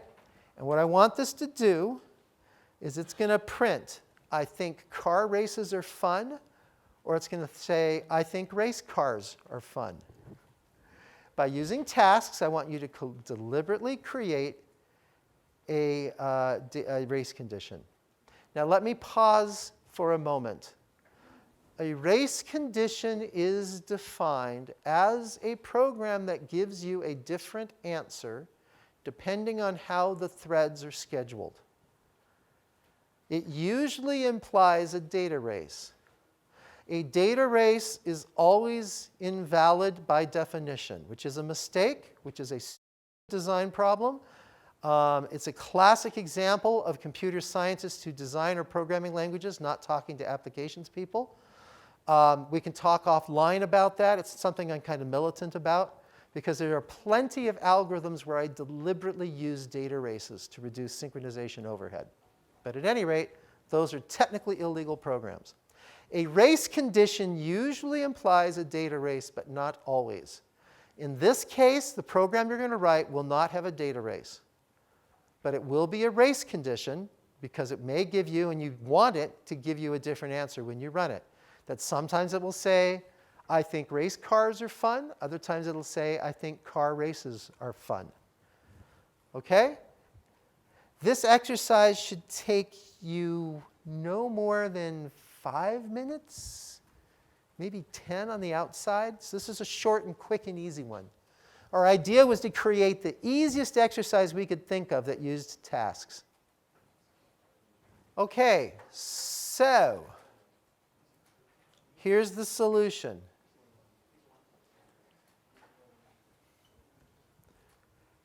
And as I said, this really was the simplest exercise we could think of that used tasks, just to make sure you understand how the most basic syntax works. So I create my number of threads, OpenMP parallel. First off, I print the consistent part, I think. Then I have pragma OpenMP parallel, and then one task that prints car, one task that prints race. Then I print S, and then I print rfun with a new line. And those come after the parallel region. And so now, depending on how those tasks are scheduled for execution, I will get, I think, car races are fun, or I will get car or race cars are fun. Okay? Does this make sense? Yes?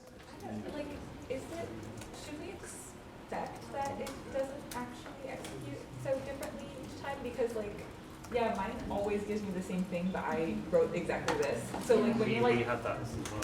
Right. So test for that. If you put a wasted for loop in that takes like a fraction of a second, it'll work. So let me tell you where the discussion's going for the videotape.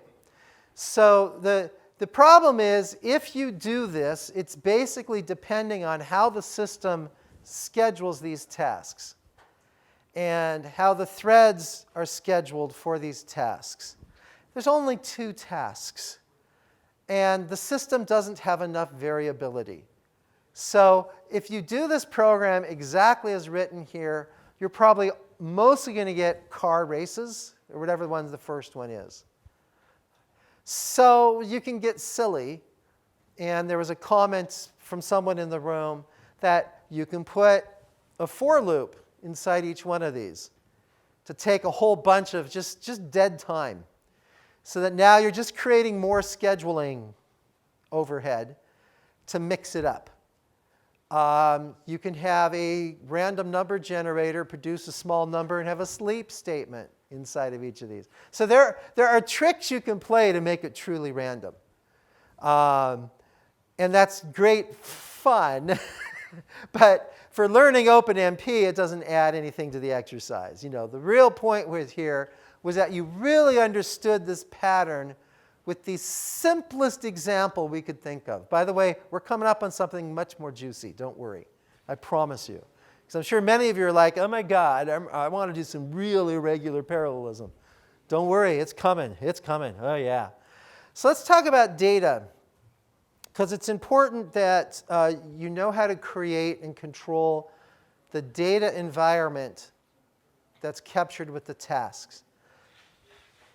And notice my use of words, because remember, a task is the code plus the data environment. They're packaged together and then put on a queue for execution, or executed directly. But if they're deferred for execution, they're put on the queue. And so it actually, in some cases, will capture and store pieces of that data environment. You have a question? Yes, sir. So what happens if you have nested tasks? So for example, you have four threads, and then each of them have a task, and one of the tasks opens 2 tasks. So the question is, how does all of this work with nested tasks? And this is one of the cases where I'm going to say, give me a while. We're going to talk extensively about that. This is the case of recursive parallelism, and that's really the way people use tasks. So we're going to talk exactly about that. But let me just say, yes, that's how we use this. A task will create tasks, will create tasks, will create tasks. So you can easily get these things where you're spinning up zillions of tasks. And part of the motivation for tasks is, remember, I've always loved nested parallelism, nested parallel regions.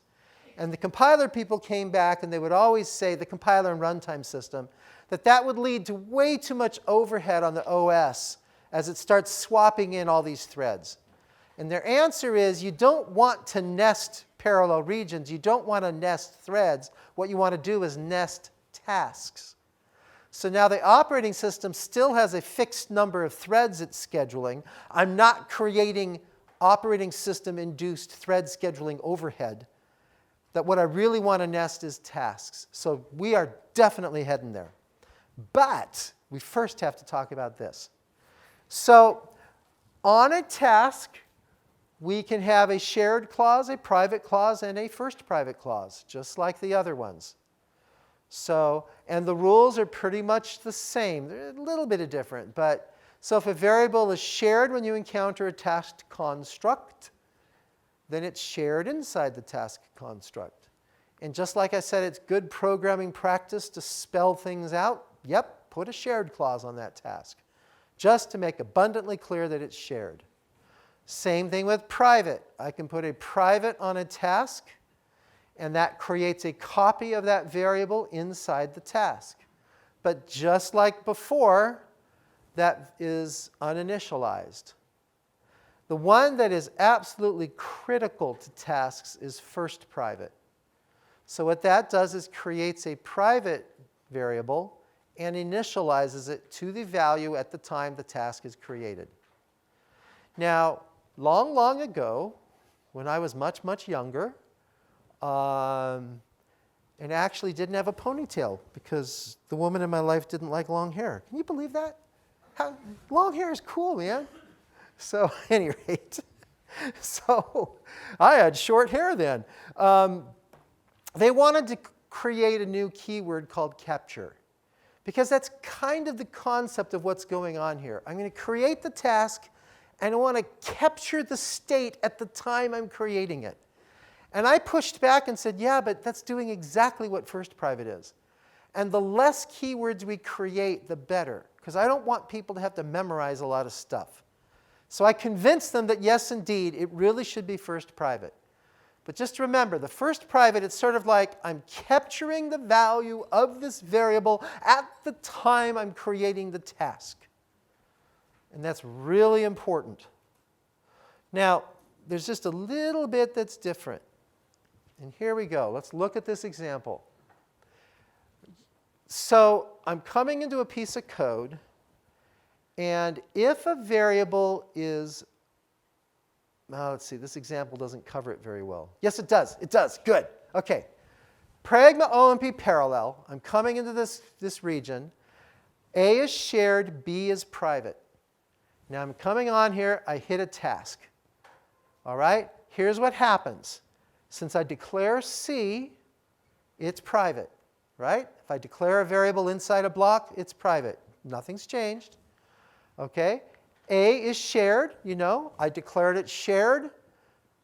When I encounter the task, it's shared. It's shared inside the task. Here's where things different.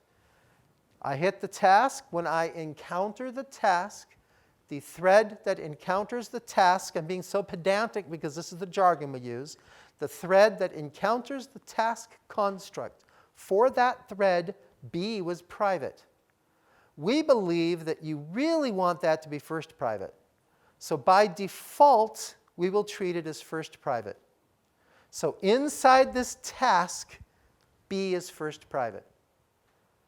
So if it's private when you hit the task, we'll make it first private inside the task. And it's, once again, it's part of this philosophy, then I'll get to your question. It's part of this philosophy that we try and anticipate how you're going to use OpenMP and try and make the default behavior the safe behavior. Because it almost doesn't make sense to take that variable that's private when you encounter the task construct and make it private inside. So we make it first private. You had a question? Yeah, if I'm dumb and didn't do anything on B and it's still undefined? You mean if B, I don't understand. So B is private and I didn't do anything on it. Oh, yeah, its value would be undefined. So here's his question. Let's say, you know, I have ... ellipses. You know, I'm not showing the code here. Remember, when B is created here, it's uninitialized. So if I do nothing, I'm creating a first private with an uninitialized value. Absolutely. Absolutely. But you know, the way you typically use it is you create B, and it's going to be, oh, I don't know, it's going to be of type node, and it's going to point to a node in my list. And I'm going to create a task to process that node in the list, so I want it to be set to the pointer to that node in the list. So typically, I'm going to do something with B, and I'm going to capture its value with first private. Yes? Yeah, so in the previous example, the tasks were created inside a single. Yeah. And here, no. So yeah. There would be one task per thread. Yeah. You don't have to. Boy, I love that. Okay, for the sake of the videotape, you know, I love talking to you folks because, you know, you're coming in here with much more background than I normally get to talk to. So this is a lot of fun for this course. So nothing says I can only create the tasks inside a single. Yes, that's the common pattern. That's the frequent pattern. But I can create tasks in parallel. So in this particular pattern here, if I create 8 threads or whatever number of threads I create here, based on the internal control variable, I'll create that number of threads. And yes, indeed, 8 tasks will be created. You can create tasks in parallel. Yes? And then there's like implicitly a no wait, is that right? So like the tasks will be created and then the threads will just do them and then go on to their next thing? Okay. The question was, is an implicit no wait, and it's like, no, wait, no. Task is not a work sharing construct. There's no barrier implied there. So you create the task, you package it up, you may execute the task, or you may defer it. It's very important you adopt that mindset, okay? When a thread encounters a task construct, it may do it immediately.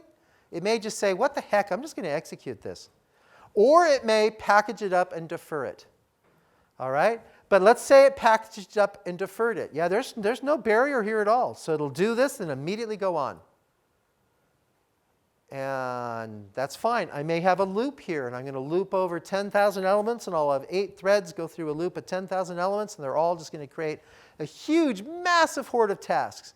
And one correct execution would be they create that massive horde of tasks and no one actually starts working on them until they start waiting at this barrier. Because remember, at this barrier, no threads go past this barrier until all of the tasks, including tasks that might be created inside of here, are complete. So yeah, that's possible. I have parallel tasks created, and they're all created, and nothing actually happens on them until all the threads are waiting here at the barrier. And then they go, oh my, we can't leave this barrier until we finish this big pile of tasks. That's correct. All right, here comes your next exercise. Go back. Now you know that linked list program so well because you've spent a lot of time playing with it. I sure hope you saved a copy of the original. I probably should have remembered to say that. You can redo Git, or there's a number of ways to get past it. But start from the original, and remember, just focus on what's happening in main, and create a parallel list traversal with tasks. And this one shouldn't take too long, maybe 15 minutes or so. We'll see. Go for it and have fun, laugh, and joyfully celebrate the joy of task programming. And this is great because this is a real good, hardcore example of what it looks like to work on tasks. So here we go. It's very, very simple. And this is why I did it the way I did. I wanted you to see how painful this is without a task and how easy this is with tasks. Pragma OMP parallel, wrap a single there, and then just capture that task. I have the task with first private on P. That's it. That's it. It's that easy. Yeah? Do you need the first private? Yes. The question was, do you need the first private? The answer is absolutely yes. You may have gotten lucky, and it might have happened to work for you without the first private, but you're asking for a world of hurt by doing that. So you really want to tell, and the right way to think about it is you want to capture the code and the data environment. It's that pair that defines the task. And the data environment that's unique to this process is that value of P at the time the task is encountered and created. So you absolutely need that first private. So I have one thread that packages the tasks. The beauty of this is I can put any code whatsoever in there. While loops, I don't know, whatever whiz-bang weird control structure you feel like putting in there. Some bizarre, strange C++ iterator crap, I don't know, you know, just what weird stuff you want. I don't have to mess with that logic. And sometimes that logic can be really convoluted and difficult to debug and very, very important.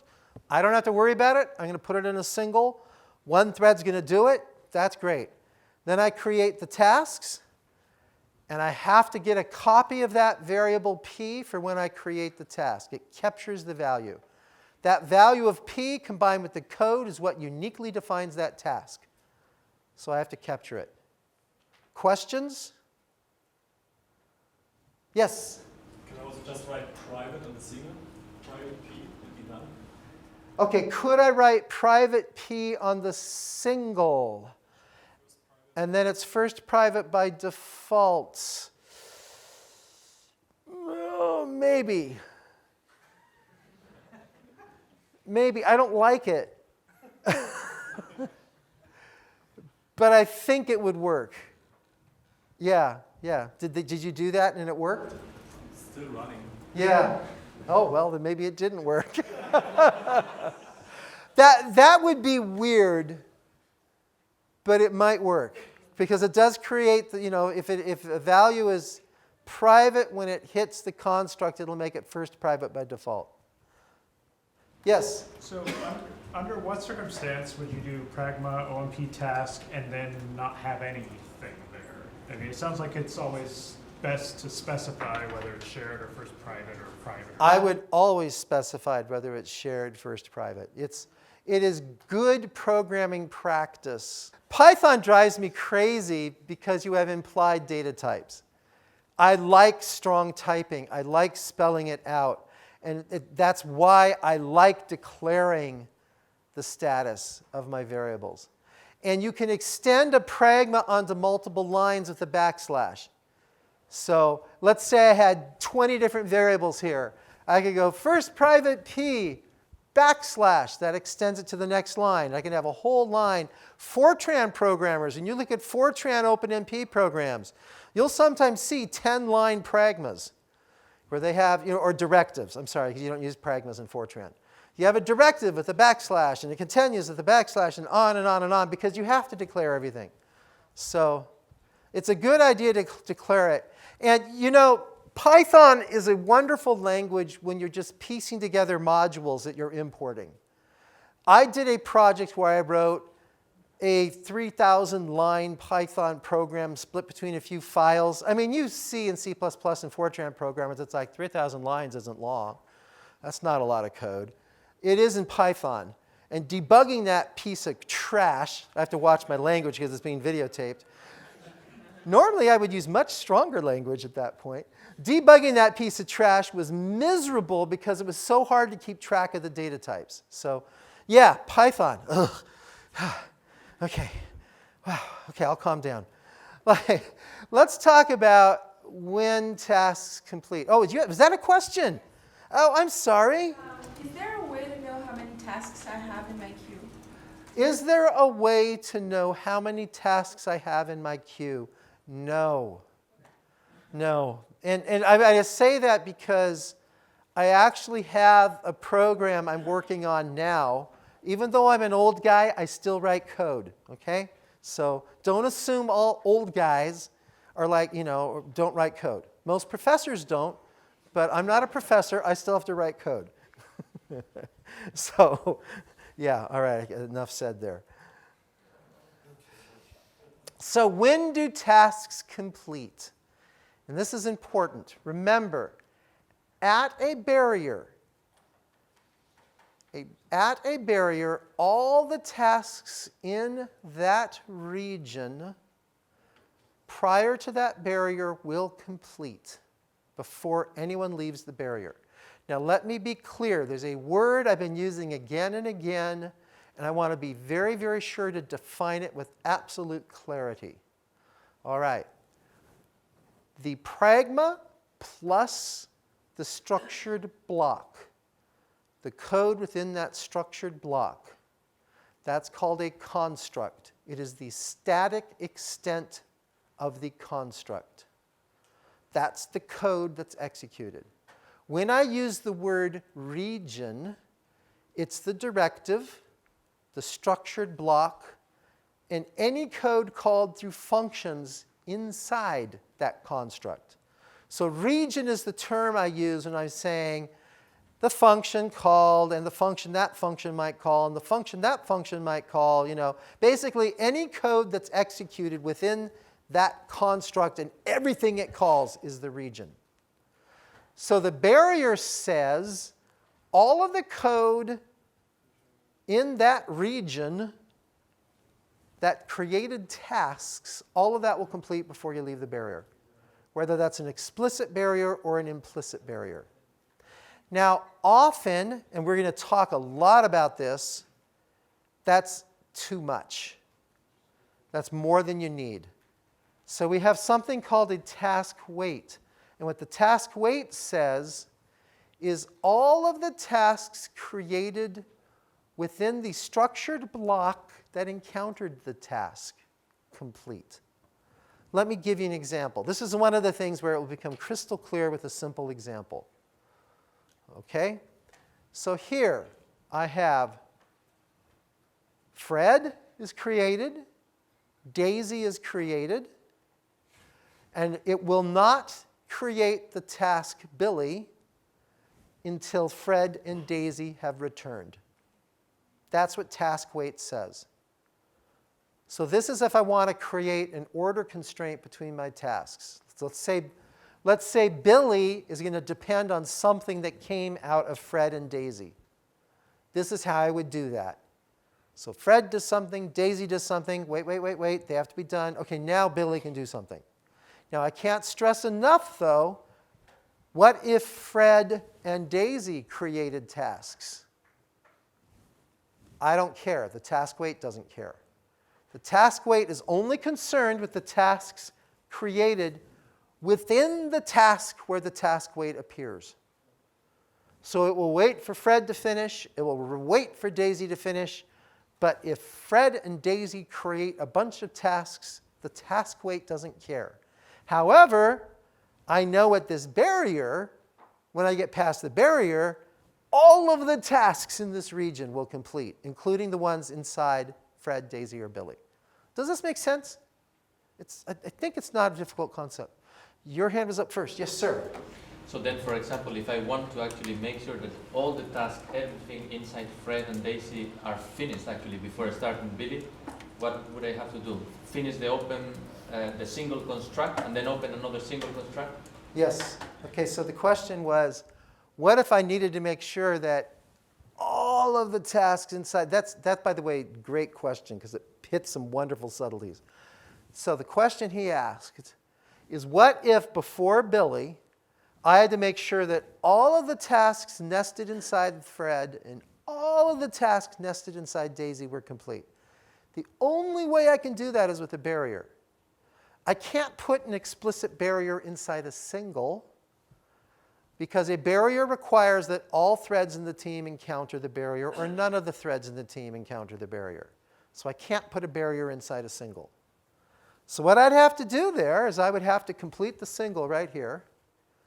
And then, yeah, I'd start a new single for creating Billy. That's what I would do. Billy relies on something created in Fred and Daisy. Are you guaranteed, though, that once you enter the next Pragma Open or Pragma OMP single, that that's going to be on the same thread? No. Okay. No. Okay. So, okay. You are hitting on a delightfully subtle point. And I'm going to touch on it briefly, but I'm going to defer. I'll make the answer in depth to your question a deferred task, to deferred after dinner. Notice I've said nothing. So the question was about which threads execute which tasks. Or can I have any assumptions about the same thread that did the single before being the thread that's going to do it in a following single? I have been very, very careful for deliberate reasons to say nothing about which thread executes which task. We do not define that. Single does not define that. Now, if there was some reason where I really cared that, say thread number 0 executed the task Fred and the task Daisy, and then thread number 0 would create the task Billy, then I wouldn't use the single construct. I would have if ID equals 0, do those, barrier, then if ID equals 0, do Billy. So I'd have to somehow explicitly state it. But I was very, very specific that I have not said which thread executes which task. It's worse than that, all right? Because it's possible that the same thread that starts a task is not the same thread that finishes the task. There's all this weird stuff that can go on, okay? So that's why we'll talk maybe later about that. Okay, so at any rate, yeah, we talked about this before. I can put a no wait on, because, okay, sorry, yes? So if you have, say, multiple tasks on the same thread, is there any guarantee about ordering, or they can, like, is it first in, first out, or it's something that's guaranteed there? So is there any guarantees on ordering? And the answer is not with what I've shown you so far. If I'm just pushing tasks onto a queue, I am taking no control over ordering. Now, we are not going to get to it today. Well, we're not going to get to it at all because you guys don't have me coming back tomorrow. Okay? If you wanted me to come back tomorrow, you need to, on your evaluations, you need to tell the people organizing the school that we really need 2 days of OpenMP because it's the most awesome, right? I mean, really, it's cool. But they only give me 1 day, so we don't get to that. But I always give you a lot more content in the slide set you have. So the slide set you have is a mini textbook on OpenMP. And so there's a section you can read on your own that talks about dependencies and tasks. So you can put explicit ordering dependencies in the tasks. We're not going to talk about them, but they're pretty straightforward and they're described later in this slide set. So, but if you don't put explicit dependencies, think of them as another instance of concurrency. You don't know their order, you're putting them on a queue. Notice I've always been really careful too. It's like we say queue, but it's not a FIFO or a LIFO, or it doesn't define it. It's a data structure that holds deferred tasks. I don't have a good word for that in English, so we say it's enqueued. But don't go locking your brain into, oh, it's literally a queue data structure, and I learned that in Data Structures 101, and that means this order. No, none of that's there. All right, and delightfully, we've already talked about this, because someone early on was very, very astute. And I don't know who you are, but just reach around and pat yourself on the back, because it was really great when you brought this up a while ago, that you can put a no wait on the single and save yourself the headache that, that this barrier immediately followed by a barrier was superfluous. So it actually kind of makes sense to put a no wait, then I just have to worry about the single barrier. That can reduce my synchronization overhead. But now, yes? Out of curiosity, so there's 2 barriers there, but if you're doing a barrier straight after another barrier, surely it won't take too long to synchronize? I mean, there'll be some... Wrong thinking, dude. Wrong thinking. I'm just curious. Okay. So this is why I took the time to talk about Amdahl's law. Okay? Assuming I didn't have that no wait. Let's get rid of that no wait so we're back to here. I want to get rid of the task. Oh, well, whatever. Yeah, okay, we can have the task wait. Great. All right. So remember, I have a barrier here. Everybody's done right here. And then I immediately go to the next barrier. Okay? this does add synchronization overhead. Now, if you're running on your laptop, and your laptops have 2 physical cores, 4 physical cores, you have simultaneous multi-threading enabled, so your operating system may think you have 4 to 8 cores. Not a big number, okay? Amdahl's law tells you then that the maximum parallelism is 1 over the serial fraction. Look, you only got 8 cores. So if you can get it down to 5%, 3% serial over that part that doesn't, that's parallel overhead or doesn't speed up, yeah, you're probably going to be okay. So you can be as loose and sloppy as you want. And so in that case, yeah, who cares? Because you're right, it's not a lot of overhead. But you're all heading to big old honking machines. You wouldn't be in this room if you weren't. All right? And when you move into that environment, you bet the overhead of an extra barrier will kill you. Remember, if you're going to run on 1,000 cores, you can't have one part in 1,000 that's serial, that doesn't speed up. And you're heading to a lot more than 1,000 cores. So these kind of little things, while you're right, they're very, very small. Across a whole program, they add up. So you need to seriously adopt a mindset of paying attention to these little things. And I wish that wasn't the case. This is one of the things that makes these big old huge scalable machines so hard to utilize. But, and there's no easy way to go through it, so you have to adopt the discipline of finding those things, thinking about it, and getting rid of them. At any rate, we are heading into the last juicy topic of the day. Oh, this is cool. All right? This is an important class of algorithms. Remember, I'm all about design patterns. And we've talked about loop-level parallelism, where you find the expensive loops, you expose the concurrency, you express the concurrency. I've talked about that pattern. We've talked about the SPMD pattern. We're now leading to another critical pattern that's very heavily used in parallel computing. Anytime you hear someone say the words cache-oblivious algorithm, okay, first thing you do is you look at them and go, you realize, of course, nobody who really cares about performance uses those things, which is true, by the way, but I don't care. It's a major thrust, and people do it, so you should know how it all works. They're doing what I'm about to show you. But it's not just this, it's whole classes of algorithms work this way with these recursive data structures. Okay, here we go. The absolute dumbest way to compute a Fibonacci sequence I can think of. But in introducing recursive parallelism, this is the example we use because it fits on a PowerPoint slide. This is yet another example of how our life is influenced by the constraints of PowerPoint. So I want to compute a Fibonacci number. All right, so I set the number. Here we'll start from the main, int. The number I'm starting with is 5,000. I call fib, the function fib, on that number. All right, now I'm going to have a recursive function. So the function up there, int fib, takes a single integer argument. And what I'm going to do is I'm going to check if that number is less than 2, I return it. All right, because the first Fibonacci numbers, 1 and 0, well, 1 is the first Fibonacci number, right? But if it's not, then I'm going to call it again with x fib n minus 1 and y fib n minus 2. And then I'm going to sum those results. And I do that again and again, and that's the definition of a Fibonacci sequence.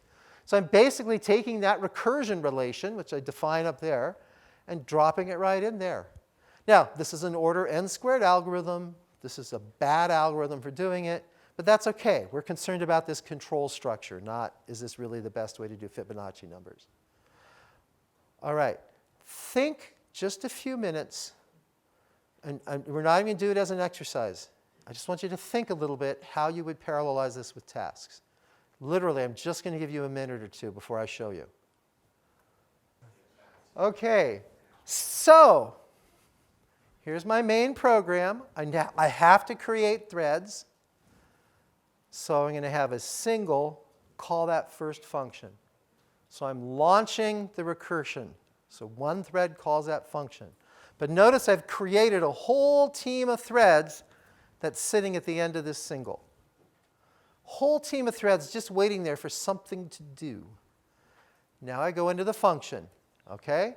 Now inside that function, I have my return condition, and I haven't changed that. Okay? I have my end case, my base case. Then I go on and I create a task, pragma OMP task, to create the n minus 1 case, pragma OMP task to create the n minus 2 case. Then I wait for those to finish, and when they come back and give me an answer, I sum them up and return that sum. Now there's a subtlety here. A subtlety here. X and Y are declared inside the function. That makes them private, right? So they hit the task. They're private. What happens to a private variable when it goes out of scope? Bye-bye. So if it becomes first private by default inside my task to compute X, first private by default inside my task to create Y, bye-bye, goes away when the task is done. Therefore, I have nothing to add when I do this add. Therefore, I declare them shared. Now I guarantee that the return result will be available for me to add later on. Wow, that's it. Now this is a phenomenally common pattern. This is one of the fundamental patterns of computer science, of parallel computing. We call it the divide and conquer pattern. And literally what I'm doing here is I'm creating this structure. I'm starting with my original problem. I'm splitting into subproblems, splitting into subproblems, splitting into subproblems. And each one of these subproblems is going to kind of spin and wait. It's going to be hanging out there and waiting until it splits into a small enough size that I can directly solve it. Then I directly solve it. So now I have a sub-solution. Now I can unwind my tree that I've created. So I build this tree of subproblems until I can directly solve, and then I merge the solutions to get my final solution. So if you are a well-rounded parallel programmer, this is one of the patterns you're familiar with. The beauty of parallel programming today is you need to know SPMD, you need to know loop-level parallelism, you need to know this one, you need to know SIMT, that's the GPU case, and you need to know geometric decomposition. That's just 5. In HPC, that's about all we use. It's not a lot. You know, we try and tell you that parallel programming and parallel algorithms is so god-awful difficult, and it is if you're a computer scientist doing a whole range of applications. But we're lucky in the sciences that almost everything we do comes down to those 5 patterns. So you don't have a huge amount to learn to cover anything you're likely to encounter. All right? So this pattern here, what I do is I define the base case that I'm going to directly solve. Often getting this right means you start with understanding that. You look at your problem and you go, okay, at what point am I going to directly solve? All right, you figure that out. Then you figure out the recursive structure to solve the problem, and then off you go. Questions? Okay, because of that task weight, when I split off these subproblems, I'm creating a tree of tasks that are waiting for their solution to come back. I can do work at the split. I can do work at the solve. I can do work as I merge. Okay, think about a merge sort. I'm not doing any work at all when I split. Then I do the sort on the leaves. Then, since it's a merge sort, I do a lot of work on the merge. But it's exactly this pattern. Quick sort, same thing, but now I'm doing all the work when I split, because I have to fit the partition. I have to fit the partition value and partition as I work my way down. All right? Now, if you talk to my good buddy Charles Legerson at MIT, he's a huge fan of this with cache-oblivious algorithms. So you have loops that are defining the array data structures you're working over, for example. And what I'm going to do is I'm going to split and split and split until my problem is small enough to fit in cache. But now I didn't have to cook into the code how I block my loops onto a cache. No, because that's very brittle and it changes and breaks depending on the cache hierarchy. Here, all I have to think about is when do I know the problem is small enough that it'll fit in anyone's cache.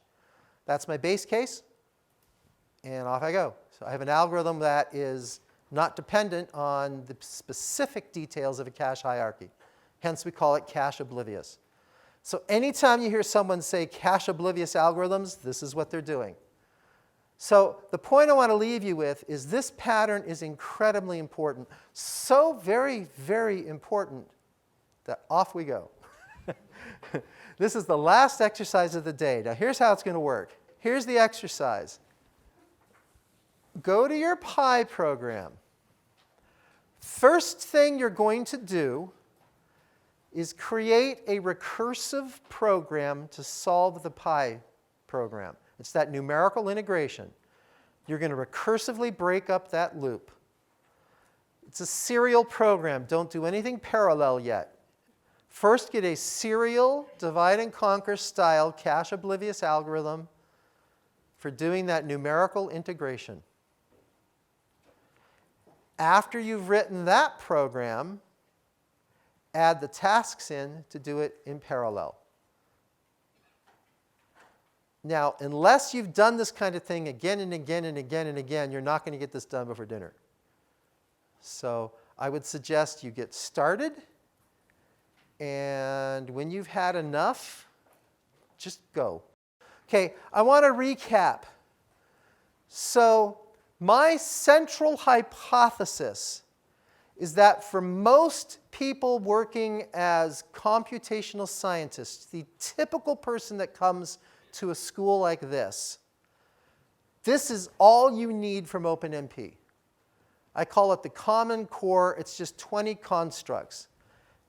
However, as you can see from this reference guide you were given, there's a hell of a lot more to OpenMP than these 20 constructs. My advice to you is save this. This is a darn handy thing to have. Save it. Don't use it until you've written a bunch of code and you understand these constructs inside out.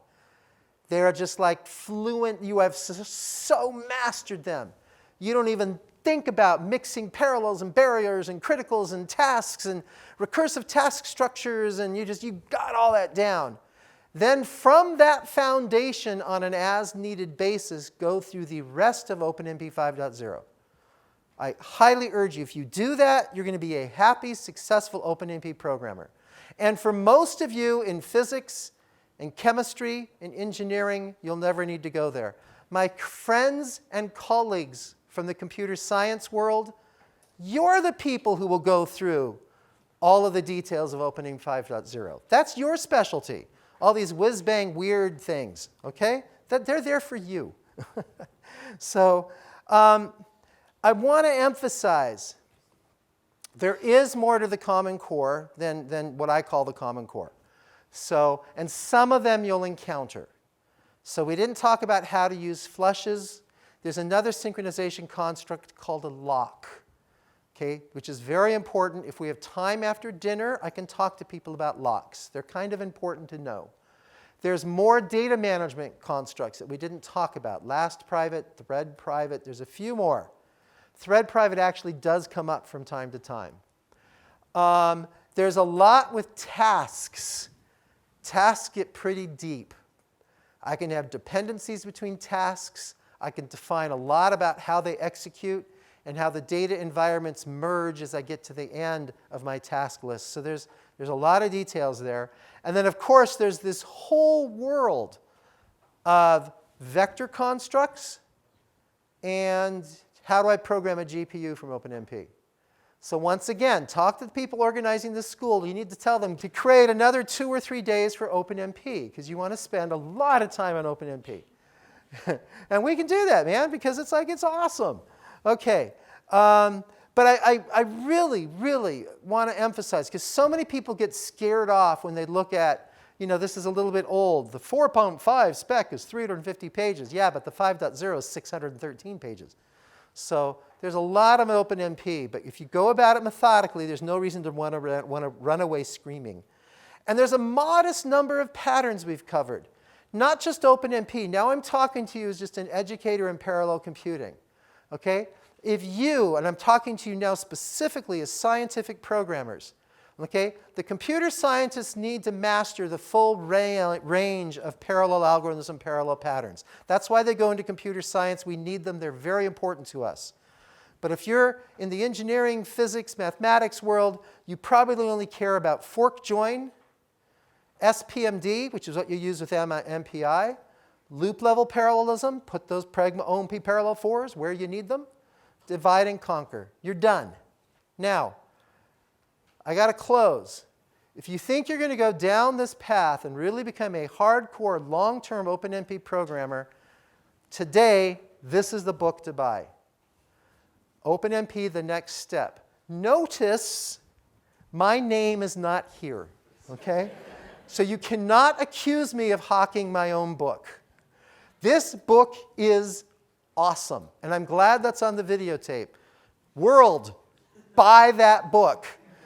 And tell Rude and Eric and Christian that I said so, okay?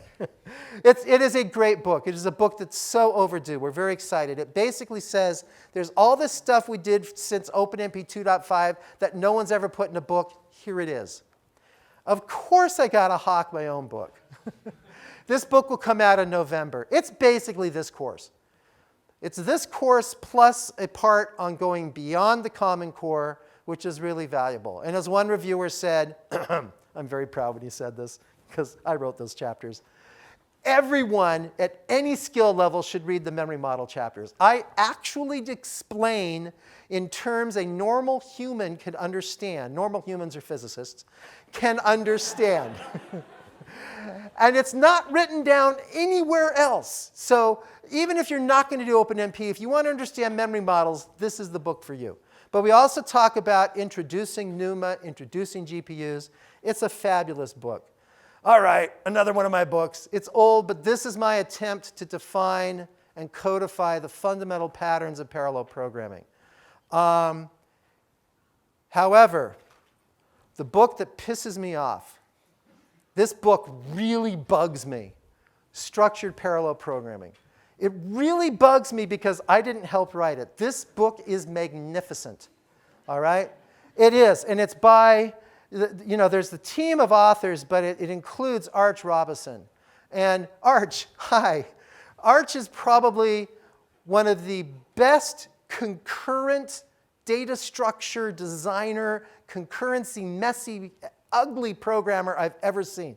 The guy can do amazing things. He is the father of TBB. He's a treasure. I mean, really, the guy is amazing. And this is his way of thinking about parallel programming. I think it's not a stretch to say it was kind of inspired by my patterns book, but only loosely. They went way beyond and found out the common structures. It's a brilliant book.